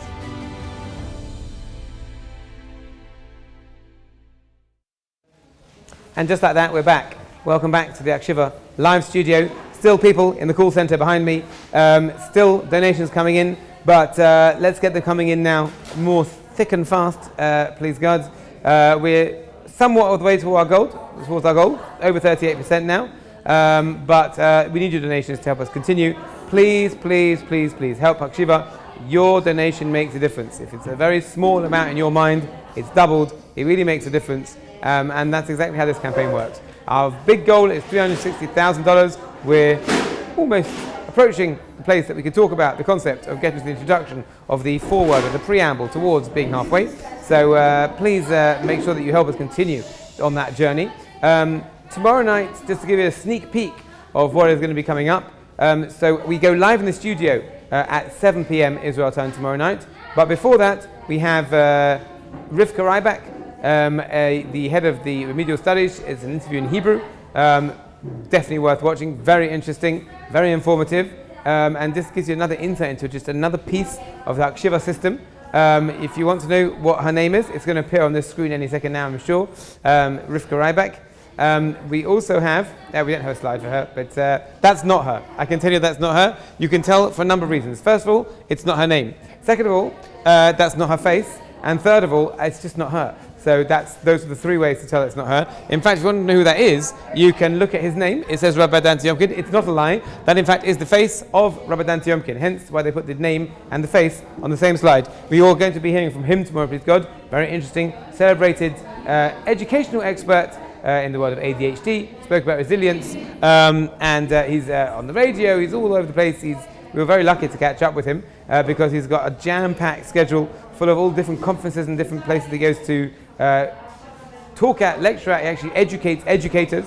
Very, very interesting person. So he's going to be speaking to us. Don't forget to catch that tomorrow night. Additionally, we have Shalom Iskowitz, as we mentioned before.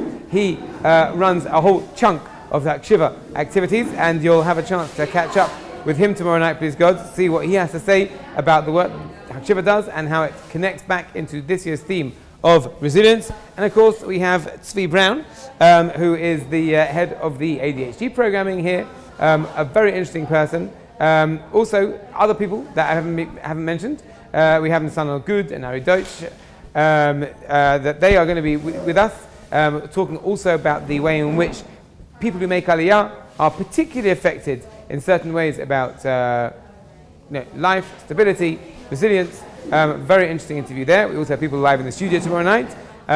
We have Yosef Jason, the head of the board of Hakshiva, and we're going to have a chance, please God, to catch up with the CEO, Matzia Spiegler, and the executive director, Rav David Sipper of Hakshiva, to hear about the wonderful work that Hakshiva is doing, and hopefully that will be designed to coincide with the finale of our fantastic program, by which time we will have long since passed our goal. We actually have just news coming in my ear now that the number has just jumped. We're now up to $158,000.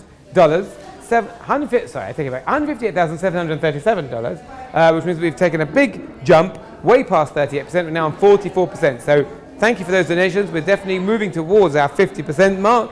Please, please, please make sure you keep the donations coming in. You see, the numbers just jumped, and it will jump again, please God, when you make your donation. So thank you for your support. Prompt.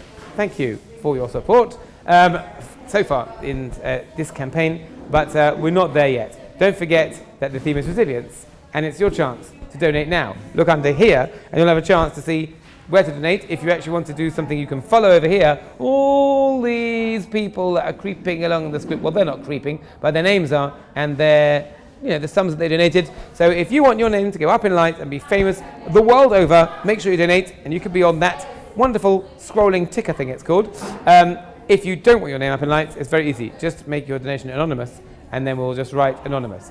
If your name happens to be anonymous, then your name will be up in lights, but no one will know it, because they'll think that you donated anonymously instead of realizing that your name is anonymous. If your family name is Lee and your first name is anonymous, you've done well in life. Well done you. And you should donate also to the Hakshiva campaign to help them continue the wonderful work they do. You might think that everyone knows about this, but perhaps they don't. So here's a very good opportunity to take a copy of the link of this page and send it to somebody. For example, a friend, if you have a friend. Or two friends, if you have two friends, etc. Or work colleagues. Or random people that you just want to send messages to. Or it could be a relative, or it could be a long-lost cousin. But of course, they were lost, you wouldn't have their number, and yes. So I guess we'll sneak peek of what's coming up next. Well, as I said that before, I'll say it again. Okay, tomorrow we have Rivka Rybeck. She's going to be kicking off the evening tomorrow at 6:30 p.m. Israel time in Hebrew. And then we go live in the studio at 7 p.m. tomorrow night, 7 p.m. till 10 p.m, all the way through to the end of our campaign, please God. Of course, when we stop broadcasting here tonight, in the interim, you'll be able to continue to donate. You'll be able to see live the numbers going up. So that's just because I'm not rabbiting on, doesn't mean that the campaign stops, of course. In fact, in some ways, when I stop talking, the campaign actually starts. So everyone actually gets peace and quiet. And when they've had the chance to just go and lie down for a bit and recover, they say, oh, I should probably donate to Hakshiva. So we'll take a very short break, and then we will come back for the last part of me rambling. In the meantime, enjoy this very short break.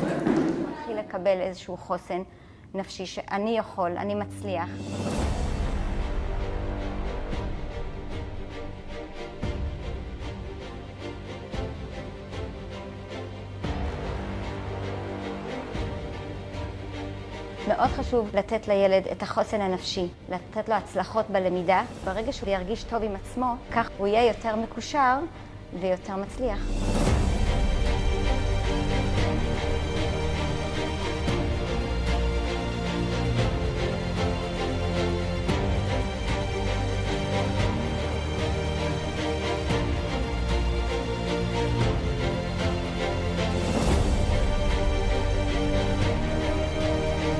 אז הצטרפו אלינו לשידור חי ביום ראשון, שני, 15 ו-16 לספטמבר, על הנושא של החוסן.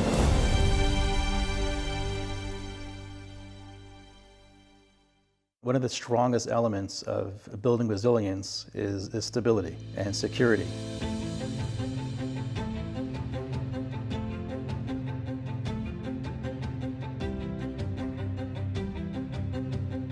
When someone makes aliyah, their stability goes through a change.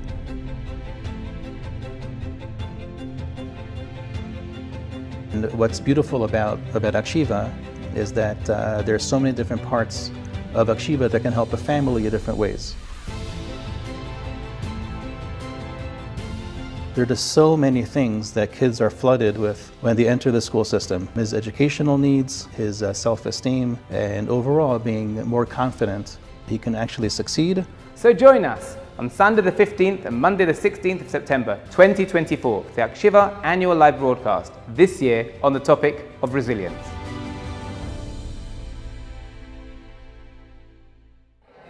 And we're back. Welcome back to the Hakshiva studio.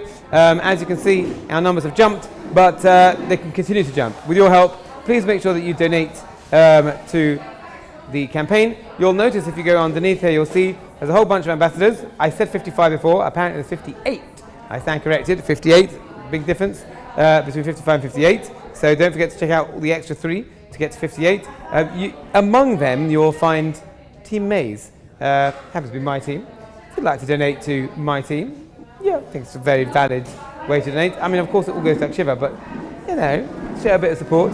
So I might as well, if I'm here, utilise this opportunity to plug Team Maze. Don't forget to donate to Hakshiva via Team Maze if you can, and help make a difference to all the wonderful work that Hakshiva does. Still to come on the programme tomorrow night, as we mentioned, is Rivka Ryback. She is going to be kicking off the programme tomorrow in Hebrew at 6:30, and then we go live in the studio at 7 p.m. Israel time, all the way through to 10 p.m. There'll be a whole series of more interviews. You have a chance to hear from Nissan Al-Gud and Ari Deutscher. You'll also have a chance to hear from Shalom, with Dan Tiomkin, of course, as I mentioned before, celebrated media personality and education expert. Shalom Iskowitz, a senior member of staff in Hakshiva. Tzvi Brown, the head of the ADHD piece, which last year's theme was in fact based on that. So he's actually been taking that. We had a chance to hear from him about how they moved forward in the past year, and also dealing with this year's theme of resilience. We need more. There's no really better way to say it. We need more. So thank you to everyone who's donated, but we do need more. So please make sure if you haven't donated yet, just look underneath where I'm sitting right now. You'll see where to donate. If you have donated, of course, there are no actually rules about this game, so you can actually donate a second time. And I guess by extension, a third and a fourth and a fifth. In fact, you can donate multiple times. But to save all of those times, donate one time, but a full amount, and everything you donate will be doubled to help us reach our goal of $360,000, please God.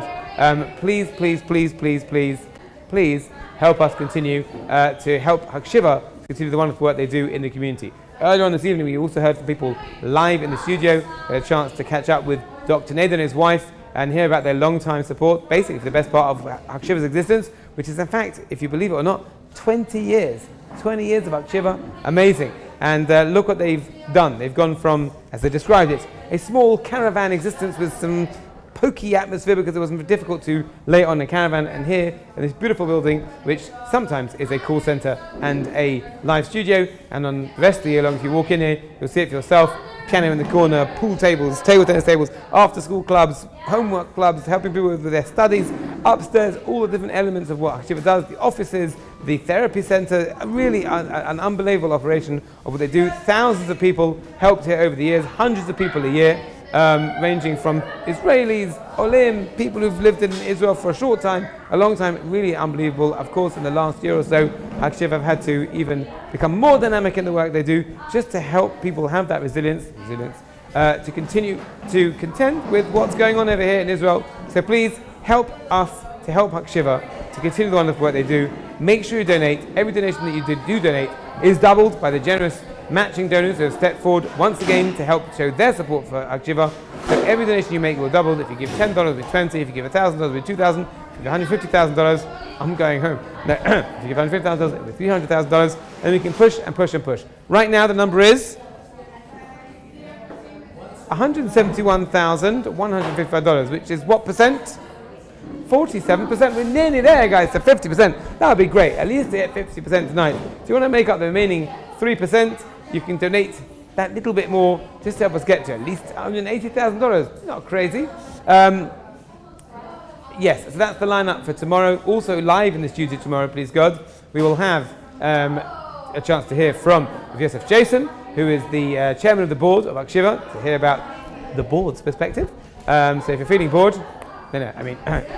And at the end of the evening, please God, tomorrow we'll have a chance to hear from the CEO of Hakshiva, Ramatzia Spigler, and the executive director of Hakshiva, of David Sipper, as we push towards our finale, by which point we'll have long since surpassed, I'm confident, of our goal of $360,000. But at this point, we haven't surpassed it, and therefore we need more. That's why the screen is there to tell you what we need. Otherwise, if the screen didn't tell you that we need more, how would you possibly know that we need more? Oh yes, you would know, but whatever.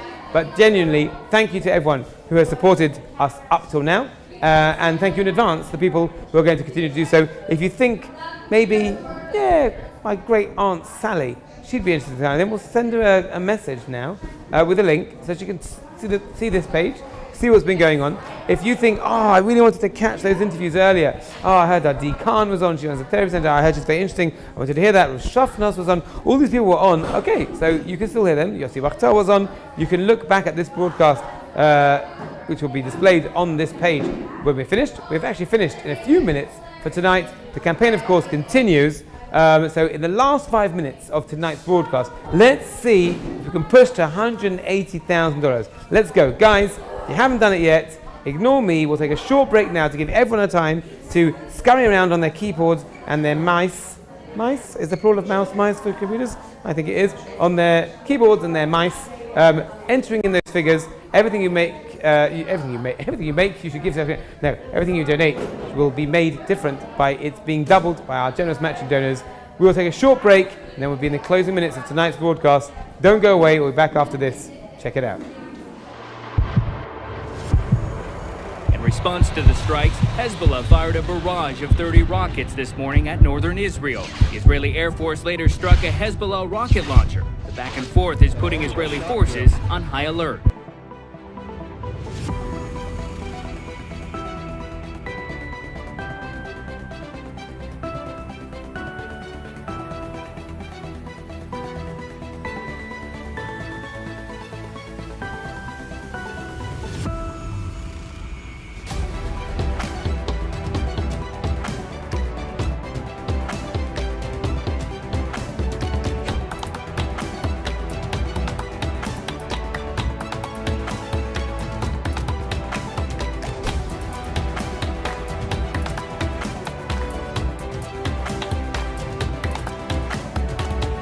And realizing that it's okay to admit that I am vulnerable. When should I involve a professional? The dynamics of the family changes when every single child is succeeding. We have a continually growing array of programs that are suited and tailored to the needs of the community. At Hakshiva, we help families build their resilience to be able to then help their children to succeed. Hakshiva's vision is to build resilience into each individual. Our ADHD Center helps building resilience exactly for these kind of situations.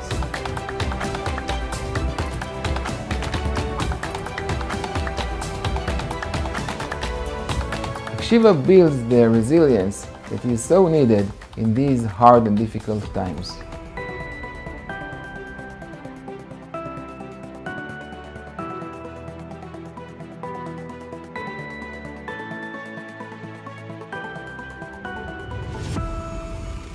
So join us on Sunday the 15th and Monday the 16th of September 2024 for the Hakshiva annual live broadcast, this year on the topic of resilience.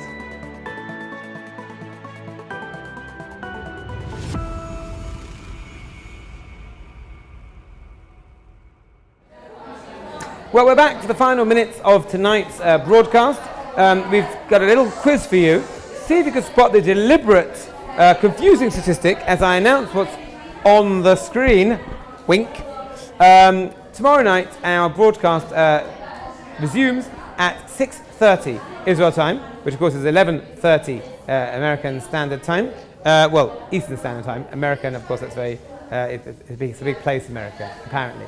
But 6:30, our broadcast continues tomorrow, initially with an interview in Hebrew with Rivka Ryback. Very interesting to see about the after-school study support program, so definitely check that out. And then tomorrow evening at 7 p.m. Israel time, we will resume here live in the studio. We will have a whole jam-packed program for you. Tomorrow we're going to have Ari Deutscher, have Ari Good, Nesana Deutscher, we're going to have Shalom Iskowitz, we're going to have Zvi Brown, we're going to have Rav Dan Tiomkin, we're going to have people live in the studio, we're going to have Rav Yosef Jason, the chairman of the board of Hakshiva, we're going to have a chance to hear from the CEO of Hakshiva, Rav Matzia Spiegler, we're going to have a chance to hear from the executive director of Hakshiva, Rav David Zipper. But in the meantime, we are to tell you that the number we're up to is 47%, $171,560. We're almost there. See if you can get it in now. When we stop the live broadcast here, the campaign of course continues, so you'll have a chance to donate and tell the entire planet about it. And if you're in America and you're just joining us now, welcome, we're about to finish, but you can watch it all back, or all the selected bits you want to watch back. You don't have to listen to me rabbiting on, but there are some very interesting, informative content interviews that we've had tonight, and more to come tomorrow night. So until then, make sure, yes, I've just been told in my ear, if you can donate $114,000, we'll be there, please God. But in the meantime, yes, you don't have to hear me speak, yes. I should mention right now that the voice in my ear does in fact belong to my daughter, which is unnerving to say the least. At the very least, thank you. Don't forget to donate to Team Maze, I've just been told by my daughter. But in all seriousness, please help us to help Hakshiva to continue the wonderful work they do. This year's theme is resilience. You've been amazing. I don't know if you've been amazing or not. I can't see you. I'll give you the benefit of the doubt. You've been amazing. Certainly thank you for the people that have supported so far. You have been amazing. And help us to continue to enable Hakshiva to be amazing, support the community and the young people in the way that they do. We're going to go now to a short video, and then tonight's live broadcast will end, and we will resume tomorrow live in the studio at 7 p.m. Israel time. Before that, 6:30, Rivka Ryback in Hebrew. Check it out when it comes to it. It's been great to see you here tonight. Please join us tomorrow for more stuff. See you soon. In response to the strikes, Hezbollah fired a barrage of 30 rockets this morning at northern Israel. The Israeli Air Force later struck a Hezbollah rocket launcher. The back and forth is putting Israeli forces on high alert.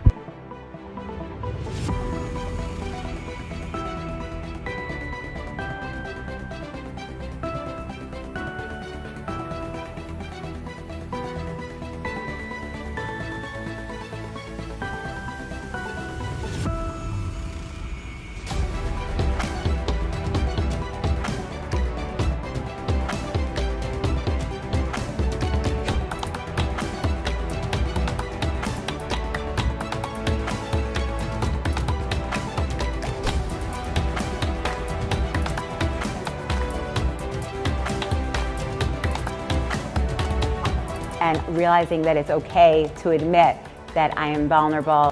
When should I involve a professional? The dynamics of the family changes when every single child is succeeding. We have a continually growing array of programs that are suited and tailored to the needs of the community.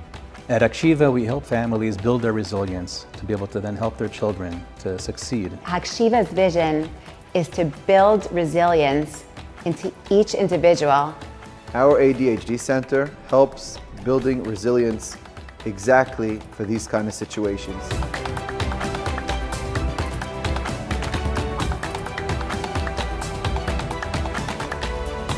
Hakshiva builds the resilience that is so needed in these hard and difficult times.